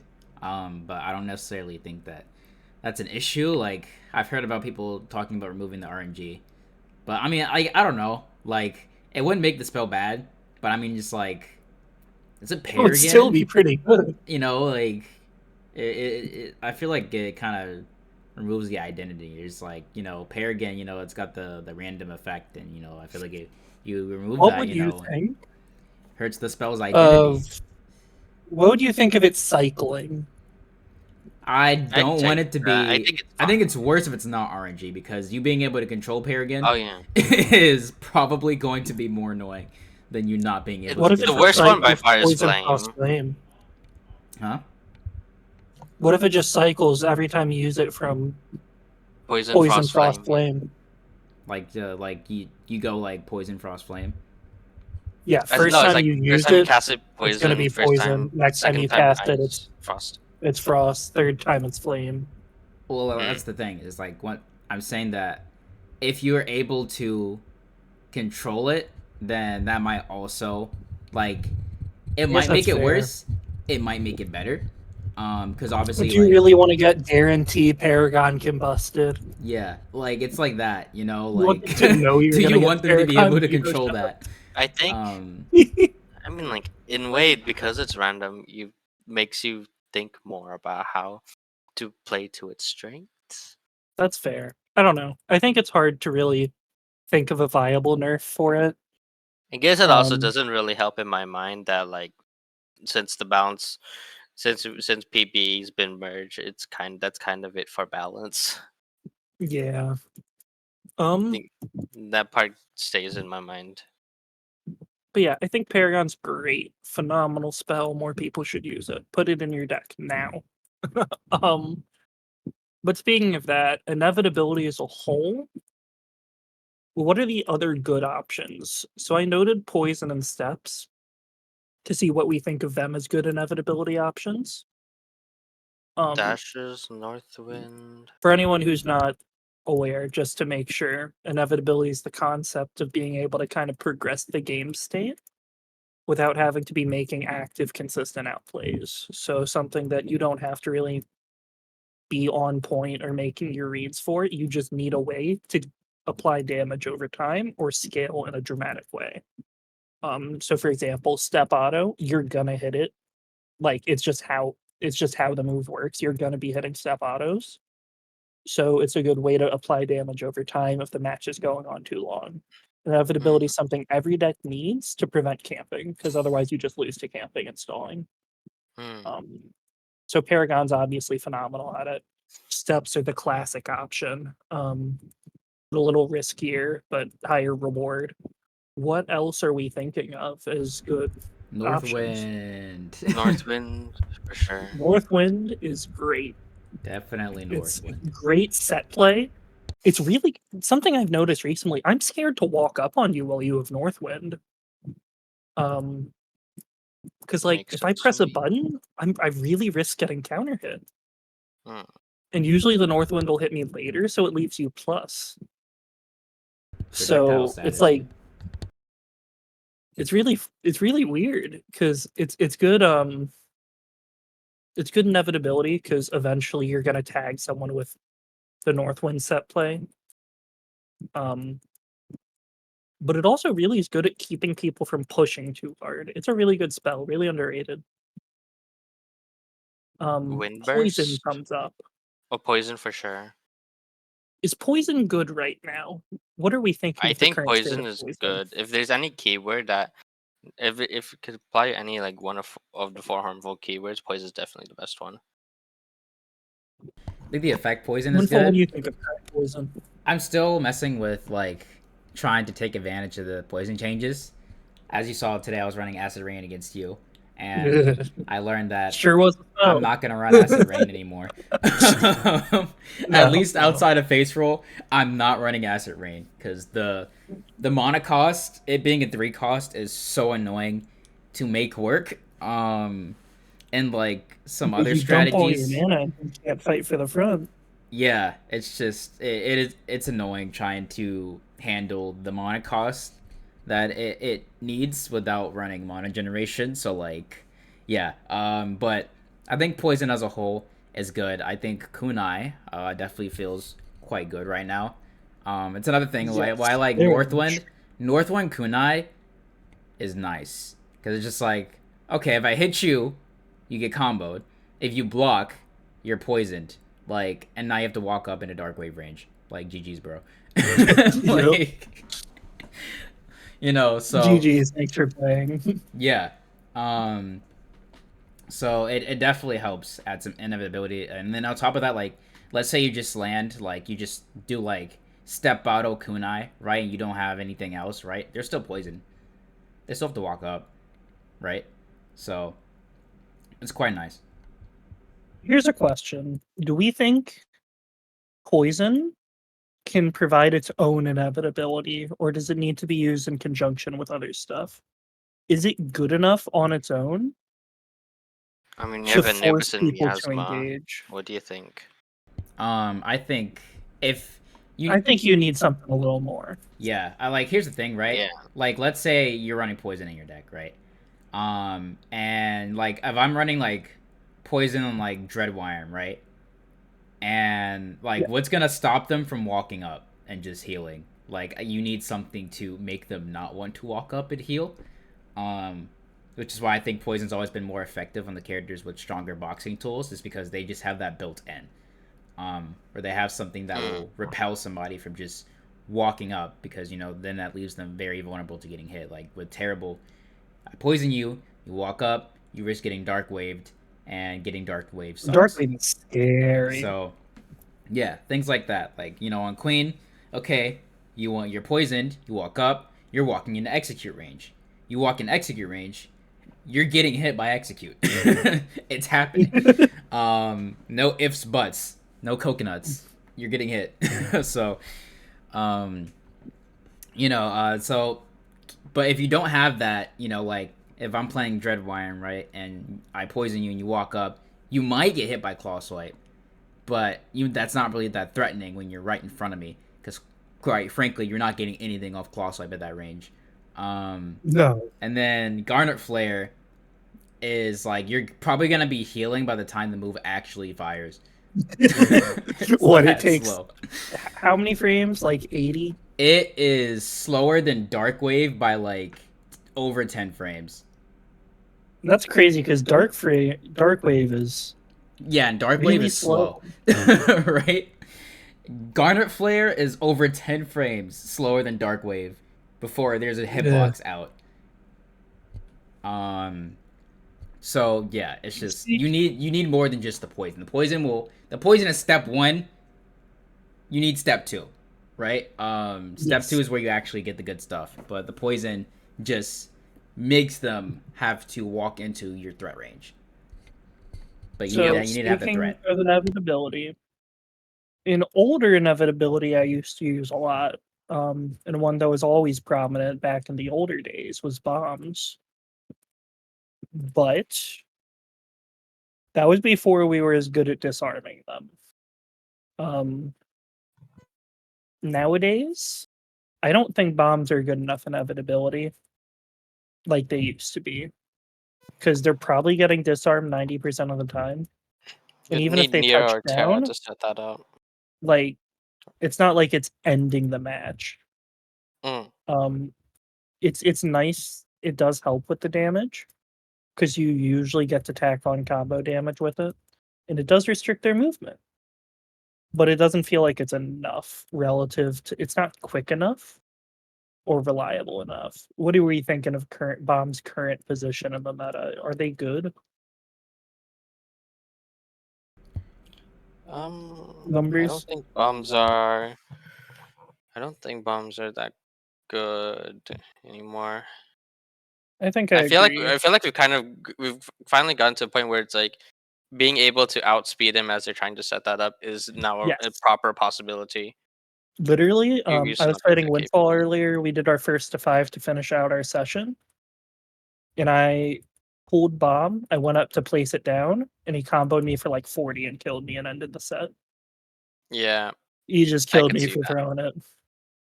Yeah, it's 22 recovery. So it's like if you read their positioning that they trying to move it forward for a bomb, you get them. He was shuffling when I went up for it, and then his shuffle ended, and he drew into stuff and just messed me up. The top. But yeah, I don't think bomb's great right now. Windfall, what are your thoughts on it? So, I don't necessarily think that I don't think bomb got bomb. So here's the thing, I don't think bomb is as strong in this current meta because like when you think about what's strong right now, it's like obviously Terrible's very existence threatens the viability of bombs in general because Terrible just does not have to care. Ignores them. Yeah, like you can get bombed down against Terrible and it doesn't matter, and she can remove them at such a safe range that like you can't. She can remove them from her back column, and then on top of that, she can also hit bombs from like way off angle. Like there's zero chance you're getting her into bomb. Yeah, you're literally sitting up in the top row, poking out my bomb from a third down, and it's like okay. So there's that, and then also I think Celis is quite strong as well right now, and it's like okay, I would agree. She's running Step Lance. That bomb is gonna you put bomb in their back row. That bomb's gonna be in your back row. And then in general, with the way that I think that damage has become increased, and we see higher damage across the board now on different characters. I think everyone in general is hitting a little bit harder than they were before. I think that all of these combined kind of hurts bomb's viability. In addition to like obviously people just straight up getting better at the game and disarming more consistently when it's necessary. But I also think that disarming is probably not even as like crucial as it used to be. Because now I think that I think it's a bit more viable now to win the damage race against it. PG did request we talk about bombs. So there is some other stuff I want to go into in terms of bomb tech. There's still some cool stuff you can do with it. Obviously, it's up in the air whether or not it's worth it. But something I've been doing on Violet a lot is using Barricade to force bombs down. A lot of characters can do similar stuff with their weapons, like Nira can, Terra can, where you put like a structure down, like Nira weapon 2 or Terra weapon 2, and just throw bomb onto it to stop the disarm. Terrible and can it's bomb a good W1. way to. Terrible can with Comet. If you bomb W1, I'm pretty sure Comet explodes if you try and disarm it. Like weapon 1 Comet? Yeah, try it out. Like weapon 1 bomb or bomb weapon 1? Bomb weapon 1. Let me try that.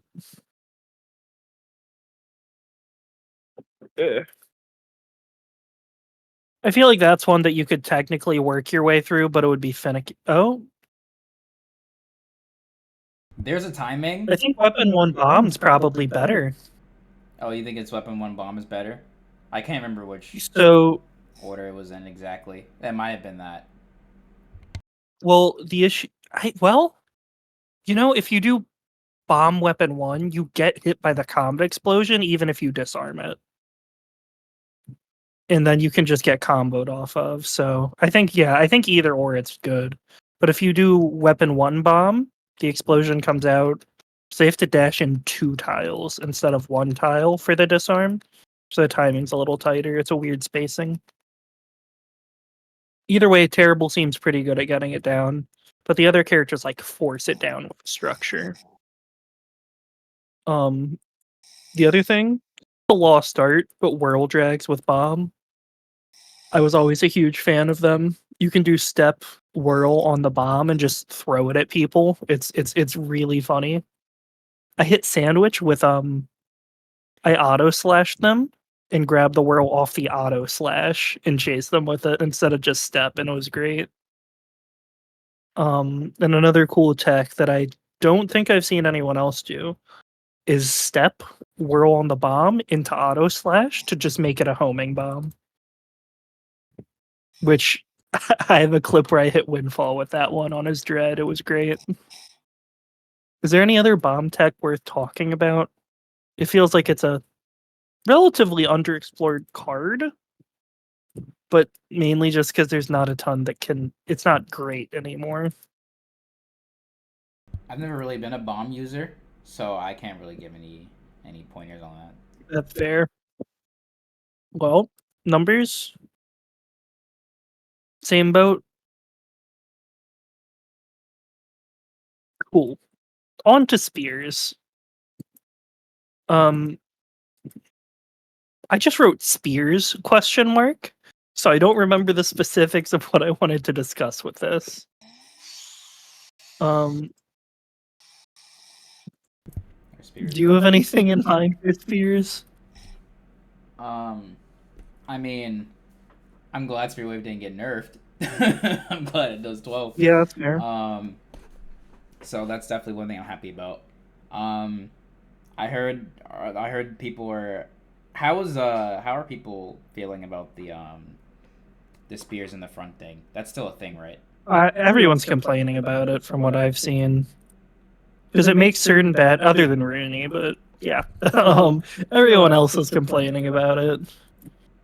It makes it so any sort of front row denial just invalidates spear usage. Like, let's say you're fighting a Cataclysm deck or something. GG's. Oh yeah, the spears still land never on go broken up tiles, don't they? Yeah, no, they just land on the tiles, and it's just like, okay, have Dang, fun. Yeah, I feel like that could probably like change. Like, I feel like if a tile's broken, like that's kind of messed up. Like, you just break the front. Yeah, no, and it'll they just can't grab land on the spears. broken tiles, and it's just okay. It's like, all Sucks to right, suck. lockdown on the front. GG's, no spears for you. Yeah, no, it's like they can't use spears. The anti-spear tech is very, very, very powerful right now. So I think it could probably be adjusted to not land on broken tiles, if anything, at least, so that like at least it's possible to pick your spears up. You know. I don't even think spears are particularly rewarding right now. Is the issue? Besides Spirit Wave, probably not. Because I mean, Toxicross has it can apply a crap ton of poison, but obviously Venoshock is capped. And then it's also like it's not exactly the most simple thing to land either. Yeah. And then what else? There's Perforate, but Perforate's weird. But yeah, Perforate's just a little bit weird. It's mainly used for its frame data rather than being a spear card. And then not to mention, like, whiffing Perforate feels bad. Really bad. If I have to... Yeah. It feels pretty bad to whiff that. Because it's like, ooh, it just ate my spears. And, it's not like Spear Wave, where it's just like, you're a lot less likely to whiff Spear Wave, I think. But Perforate, obviously doesn't cover the same area, but it still uses, like, 3 spears. So we can agree, pretty bad spot right now for, what's it called? Spears. Yeah. What would we do to fix that? First thing is to make spears not be able to land on broken tiles. Because that's absurd. Wait, it does? I'm pretty sure. Let me go ahead and check. Because if it does that, that's like that's depressing. Yeah. There should be things that safeguard that.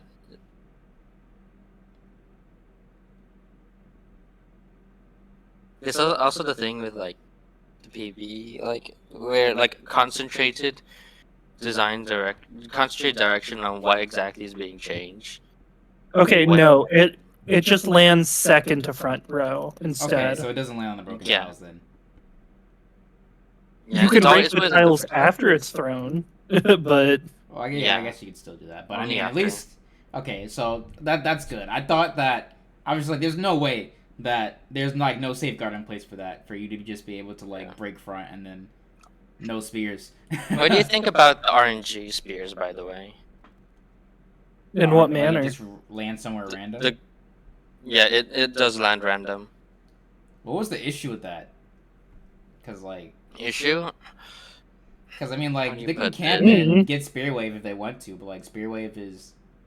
Not like because you have like no control over where exactly in the melee range it is. It's like you'll put denial on top of. You can't. you can't really, if someone is like has something poised over here like a mine, you can't do much about it. Yeah, it makes a I would denial pull them against more. it very strong. Yeah, basically people can prepare against the spear catch better than you can get it. Does that make any sense? Yes. Yeah, I understand what you're saying. Yeah, I And then think spears and then are it in a doesn't bad help that place. the lifetime of these spears have also shortened since. Like it's shorter in how long you can wait until you get it. Yeah, How I long agree. Hmm. I think It's also spears are in a bad spot and need fixed. So should it go back to RNG, like and just like landing? no, as in no. I'm saying that it is RNG right now. It shouldn't be. In fact, bouncing blade used to be RNG, and it's been fixed since. It It's is. Oh, I done. see. Yeah, it used to be RNG. It was a long, long time ago. It's been much better Yeah, that for it. was probably before my time. Oh, absolutely. I think it was probably before playtest even. That's how old it was.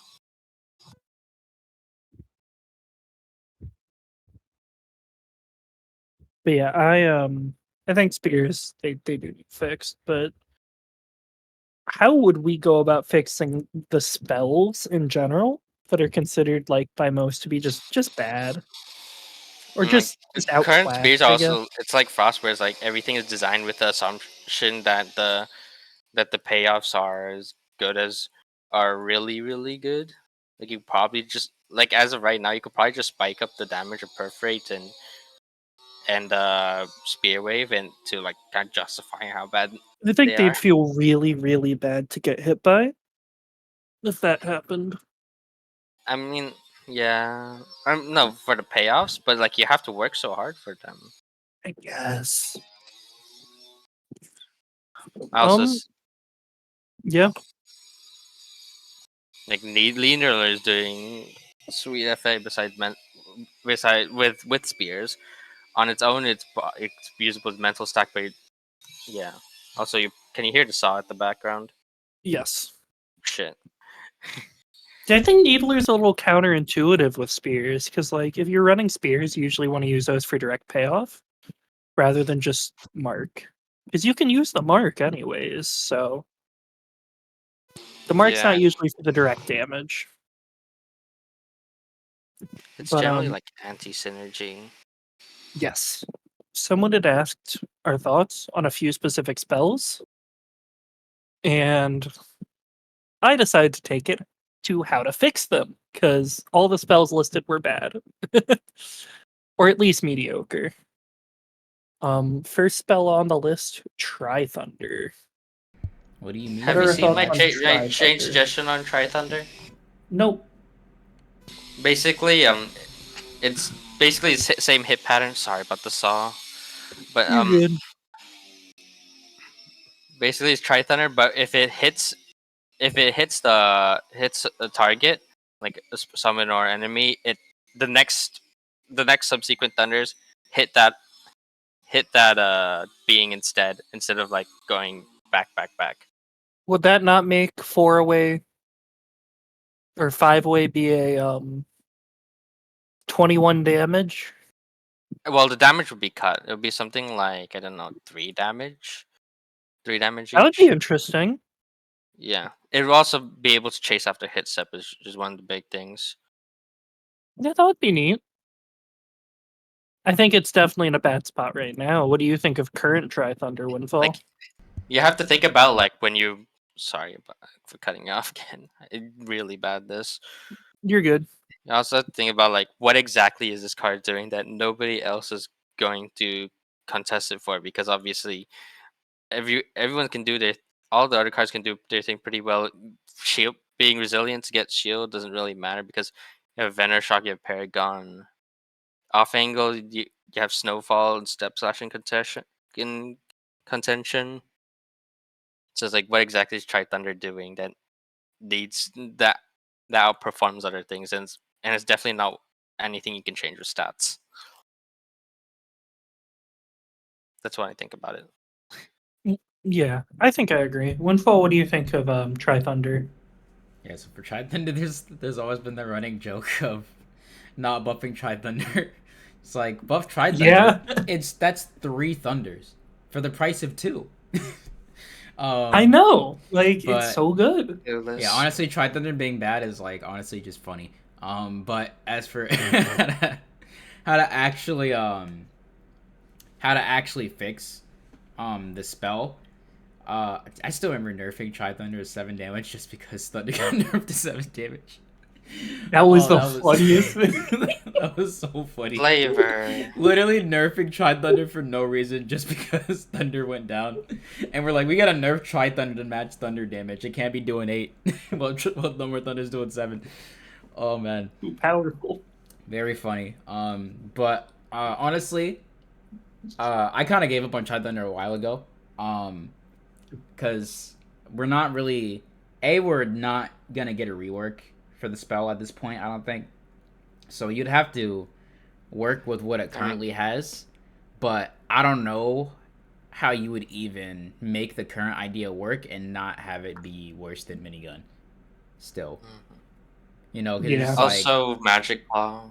Also, knife. yeah, like to make it not, to make it be able to compete with the other two cost options that, does what it does. Like, oh, you want to cover the area in front of you really quickly? Well, guess what? Minigun is start at 4. Like, and then minigun has no gaps in front of you either, right? You Unlike could even do trithunder, rake. which does have the gap in front of you, which is relevant, you know. You can even do rake and neglect horizontal hit step.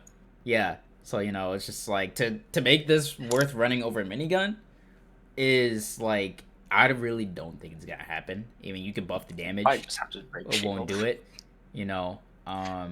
Probably Then one we'd thing have they to could buff do is thunder, bring though. back the multi-hit. Yeah, the multi-hit. Like that's probably the only thing that Give would it a niche at least. Yeah, that's about it. Like that would at least give it kind of like a little bit of a niche, is to bring back the multi-hit that it used to have, because that was pretty much the only unique thing it did. Otherwise, like I don't really think that there's another way to fix this spell with the current idea. I think that's fair. It's pretty bad. Next spell up, Tsunami. Did nobody mention acid rain? We can talk about it later, but no. Tsunami. Later. Sure is. Is there any reasonable change we think we should do with Tsunami? I mean, make its frame data match across all of them, I guess. Doesn't look so nice if you do that. Maybe? What do you think of it, Windfall? Honestly, like it's start at 15, 13 for the very first one. Tsunami is just one of those spells. I'm just like, yeah, this spell's just gonna be mediocre, and that's just. I think it's kind of toxic. Tsunami? Yeah. Like it's really weak, but it's toxic because it's like, I have this giant positional, like position independent giant AoE that you can't really react to, that's going to stop you from entering my front 2 rows. Have fun with that. And I'm just going to sit here. And I'm going to wait. And eventually you're going to have to do something. But it's 3 mana and it's weak, so it's bad. It's just, I think right now it's I think with its current design, we'd have to change that. It's probably just better off being. I think making it a set play card could be cool. Like make a big increase to the shot interval. Like big, so it's not even true unto itself type deal. I think that would be a neat concept to mess with. Whether or not that ends up being a thing would be up in the air, but I think that would at least make it a little more unique. Because right now it feels like it's just lame. Yeah. There's nothing else really to it. It's just kind of lame. I think if you increase the shot interval by like 20, 30 frames on it, it could be more set play based, which would be really cool. You could do combos with it then, and it would be a lot less toxic because you wouldn't get auto comboed to the back row for 9 and to whatever just because someone casted Tsunami. Let's see what other spells though. Sentry turret. Sentry. Good old sentry. Sentry turrets, not as bad as the other spells we listed. I agree. It's definitely usable. The question is, I guess, is it good enough? Do we want it to be better?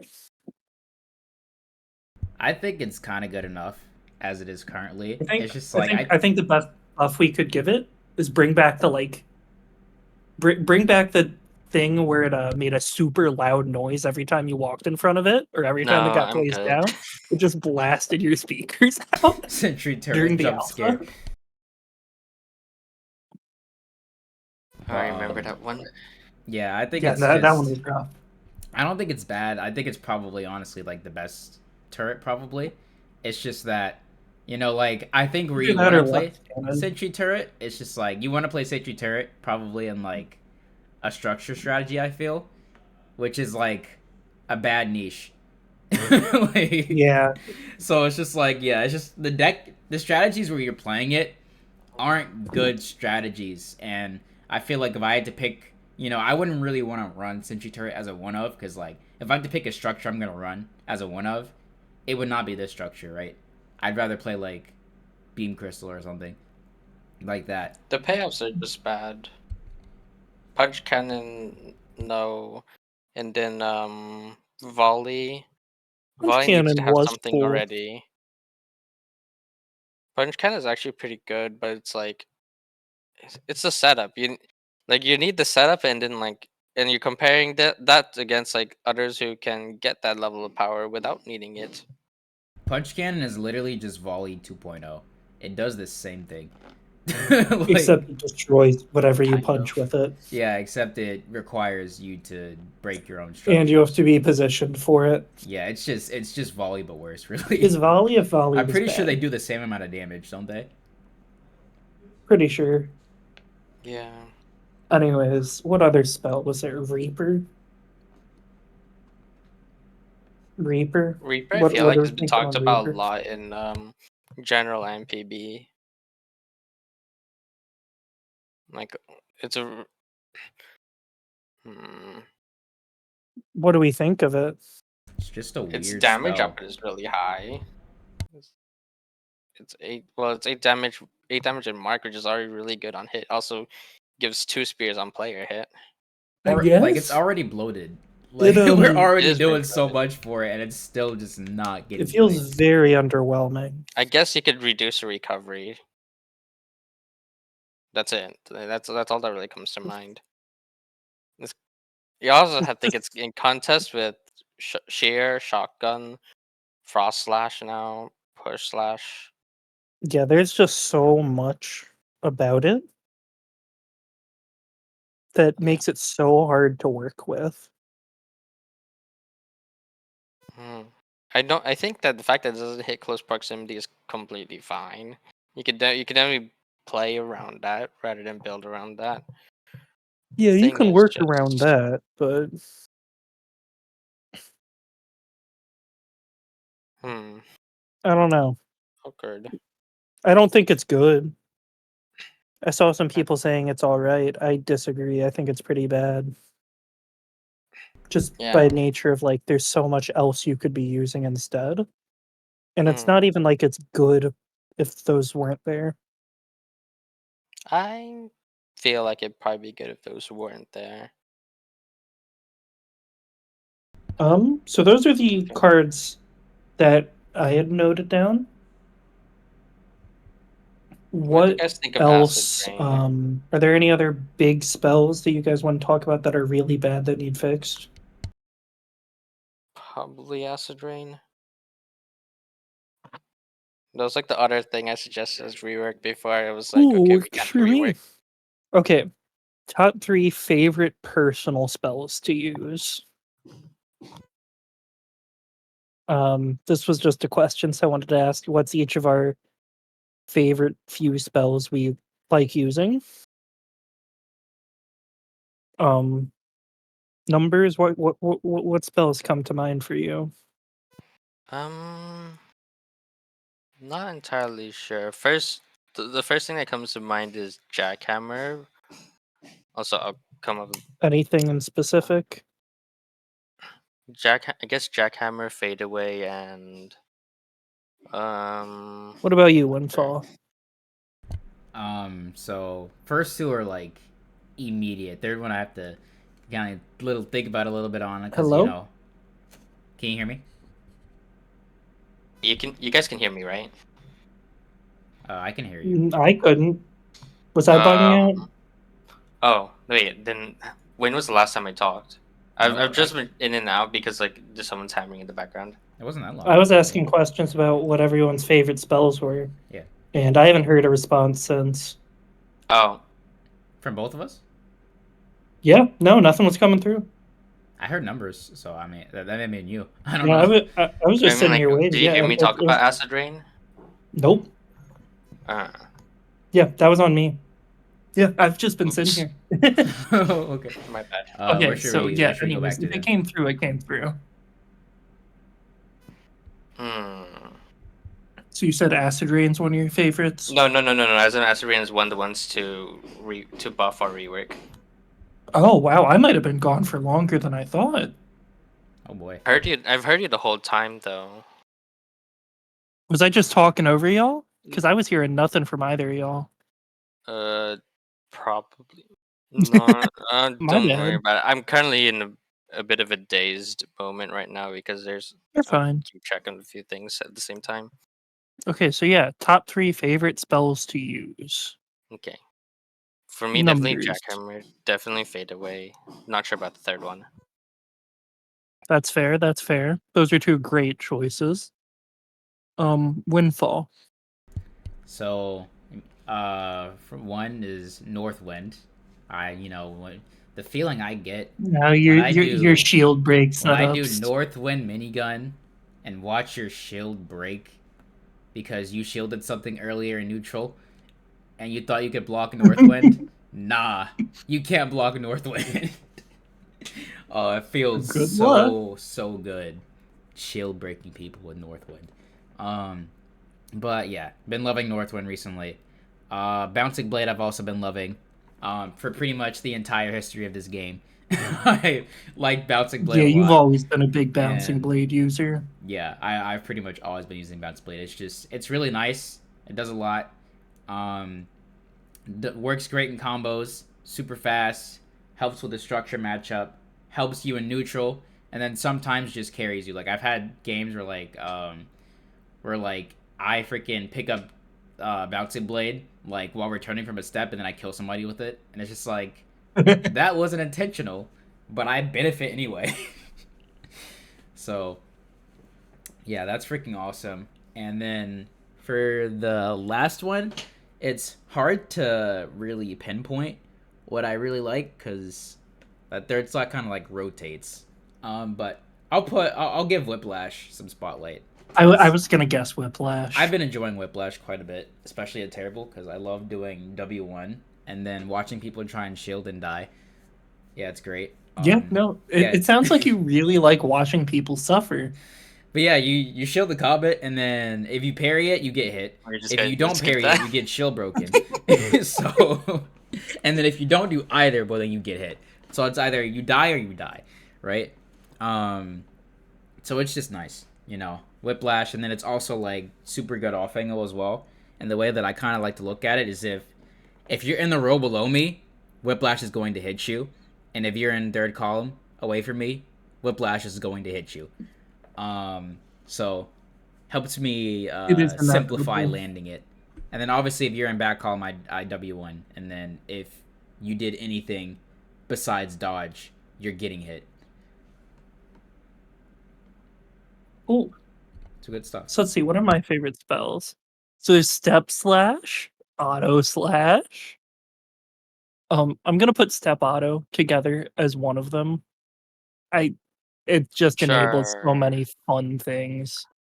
I know it's a basic answer, but Step Auto is such a fun enabler of so many different strategies. There's so much you can do with it, and it makes so many other cards usable because of it. I find that quite agreeable. There's a lot that wouldn't be very usable without Step Auto. and because of that, it just makes a lot of stuff fun. I've done step auto inverter combos, or not inverter, fadeaway combos with Whirl, which is really funny. On my shopkeeper. There's just a lot of cool stuff it enables. Paragon's probably my favorite individual spell right now. It's so fun to just slot into decks. It's another thing that enables a lot of different strategies just by having it in your deck, because it covers so many niches that your deck needs just by throwing it in there. Um, yeah, Paragon's a real fun one because I also have been really enjoying doing like Paragon combos. Like Paragon Thunder is so fun to pull off. It just looks cool. It feels very satisfying to hit. And even though it's not that hard, it's really fun. I think those two are the big ones for me. All right, interesting I thoughts. feel like it's hard to say what are my favorites, because like I build to the character strengths. It doesn't really register to me what exactly is the favorite in that case. I feel like most decks I do want to go Jackhammer because like it's really good tile denial. It's really good tile denial that I can do. I can adjust according to how I see the game state, like whether to use it to defend myself or whether to press for an attack. Then there's fade away because I play Terra. I'm going to go with Skewer I as the third one. Skewer. Yeah, there's Hmm. something special about this one. I recommend cooking with it. Let's see. And then someone had You brought know up the about it, idea of right? What Skewer Skewer. does to gap 3 combos. Yes. Okay, then simple as that. Then Yeah. Someone had brought up the idea of alternate game modes. Um, they had mentioned the possibility of artifacts coming back as an alternate mode. I said I wasn't even around for that. Um, I'm not sure about y'all. So Did- I was around for that for a little bit. By the time I joined the alpha, it wasn't there anymore. But I played in one of the playtests before that they did have the artifacts, and for me, like, so with artifacts, the thing is that, to put in perspective, artifacts were removed from the game back before I joined the alpha, and alpha is already like a very unfinished version of the game. So that is how unfinished of a feature that it is. Um, and also there to was no opposition. There was basically no opposition with it being gone. Yeah. Mm. So to reintroduce that into the game, it would most likely be a completely buggy mess if it were to get put back in the game. And considering that this is like a released product, right? It would just make no sense, because I mean, like, what are you gonna do? Like, put a game mode in there and then say, just like, oh, like beta or something like that, but like it's not gonna get finished. Like, it's putting an unfinished feature into I a mean, like finished if game. they have this like Hearthstone's Tavern Brawls, which I think is like something that we talked about as like a way to keep player retention. And I think that's like where it could be like a limited format. It could be like you add something on top. I don't think artifacts probably aren't going to be as buggy because it's basically just going to be a spell with passive effects, passive effects, passive effects of already existing spells. It's not going to be that hard to implement. You can kind of already do it with the current spell retinue. But honestly, like, I feel if Dev is going to allow a version of the game with artifacts, it should just be on a different branch, and it should not be on main. I think it would basically be like, do you know of Hearthstone's Tavern Brawls? No, Never I'm not heard of it. familiar with it. No, sorry.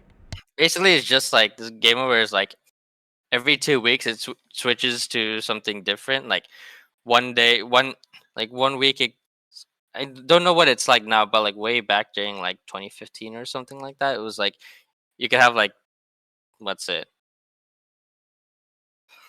How do I explain this? Basically, all sorts of funny stuff. Like they could, like the whole deck could just be like get a random, get a random, get a random creature card. So it's like you basically like some kind of like slots. Uh, uh, shit, I'm so bad. I don't know how to explain this one. You're good. Basically gimmicks. Yeah, yeah, basically like gimmick formats where people can do things for where people can mess with it for a temporary amount of time and rotate to something new. Give something basically keeps people on their toes with things to look forward to. Yeah, Master Duel kind of Um, I played Master Duel and they kind of have like their thing Oh where like yeah, they it would have a basically be certain like game nib in mode. hand. Yeah, and there's like a custom format. So like that yeah, I think that'd be a cool game mode. To kind of have in there where it's just like a format and then you like can queue for it or whatever. Yeah. So that would be cool if that was going to be implemented as like kind of like a little small alternative game mode. Yeah, but it does take like a lot of what's it? effort. Yeah, it probably Yeah. won't happen, but it would be cool. The alternate idea to talk about for this topic was alternate Thoughts on mods rule for sets. balancing? I know that's a popular topic that comes up regarding because it's like, well, if you don't like the current format, why not make a mod? That I is think certainly something mods that comes up often. should never be the primary form of tournament and should only really be used for testing stuff. I think, well, depends on what kind of tournament it is. If it's like a competitive tournament, yeah. I think there's also like tournaments where like there's like, here's a mod, go do your worst with it, go do your worst with it, have fun, and then just let the chaos ensue. See what people can make out of it with like a short amount of time. There's tournaments like that, I imagine. Yeah, I mean, I think that's cool. So yeah, I agree with Mickle. Like, I think if it's like competitively, like a competitive event, then mods wouldn't really be appropriate. But obviously, if it's more like a more casual thing, right? Then I don't really think there's an issue with I think, running mods in that case. I think rather than like thinking of it like what about like modded formats? Basically, like basically it's like this is an addressed way to play the game rather than this is then like then for just for a particular event, more than just for a particular event. I Yeah. think it would be very hard to be able to kind of have like a proper like to get everybody to do that to mod the game. I think would definitely be a bit difficult to make work because the thing with the official copy is like the second someone buys Duelists of Eden, they have the official base copy, unmodified version of the game. Whereas, if you have like a modded format, okay, well then, like if anybody comes into the scene, then now they have to figure out all this new stuff with the mods.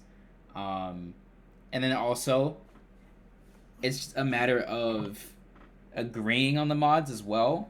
Because, I mean, like, one region might agree on a mod. We kind of saw this with Brazil, right? Where they had their mod. And they were playing on that, but that mod wasn't really well agreed upon with the other regions, I think. And Silence is not consent. yeah, and I also think that like to have like a mod that everyone's playing on, like I think it would be probably really really hard to get Japan to do that. Like Basically they impossible, definitely would. basically impossible to get Japan to adopt like an official modded balance patch. Like I think it would be You pretty much basically borderline have to impossible. like rather than doing my balance patch, the way to like do the mods for in regards to them is basically DLC rather than but even then it's like how well done is this DLC? Is it like like is it, how do you put this? But yeah. I've been so lost for words lately. I'm sorry everybody. No worries. We have plenty of time to be yapping. That's kind of the whole thing. Is that Yeah. we just I just talk. wish I was just better prepared. But yeah. Yeah, no. Is there any other topics anyone wants to cover? I think we covered all of the points that we had Yeah. listed. I'm fairly like happy with how that went. I think we're good. Yeah, we can make it not 3 hours. suppose. I know some people complained about that. I think. guess yeah. Well, I mean, like it's. Oh, is it 3 hours at this point? No, we're at 2 still hours. 2. So we're making good time. Okay. All right. Think it's okay to call it that then. Also, still got stuff in the background. It's okay. Well, I mean, in that case, I think that we're good for this episode. But yeah, like usual, it was nice talking with you guys. Always happy to discuss the game. Always productive, you know. So Yeah. that'll be it. I wonder if we could host this. I wonder if we could host this again sometime soon. Oh yeah, definitely. You know, I Yeah. definitely would not mind this being a more regular thing at all, to just talk about Same. the game. So I'm always down to do more of this, but yeah, I guess that'll be it for this episode. All Yep, right then. sounds good. Peace. Sounds good. See you, everybody.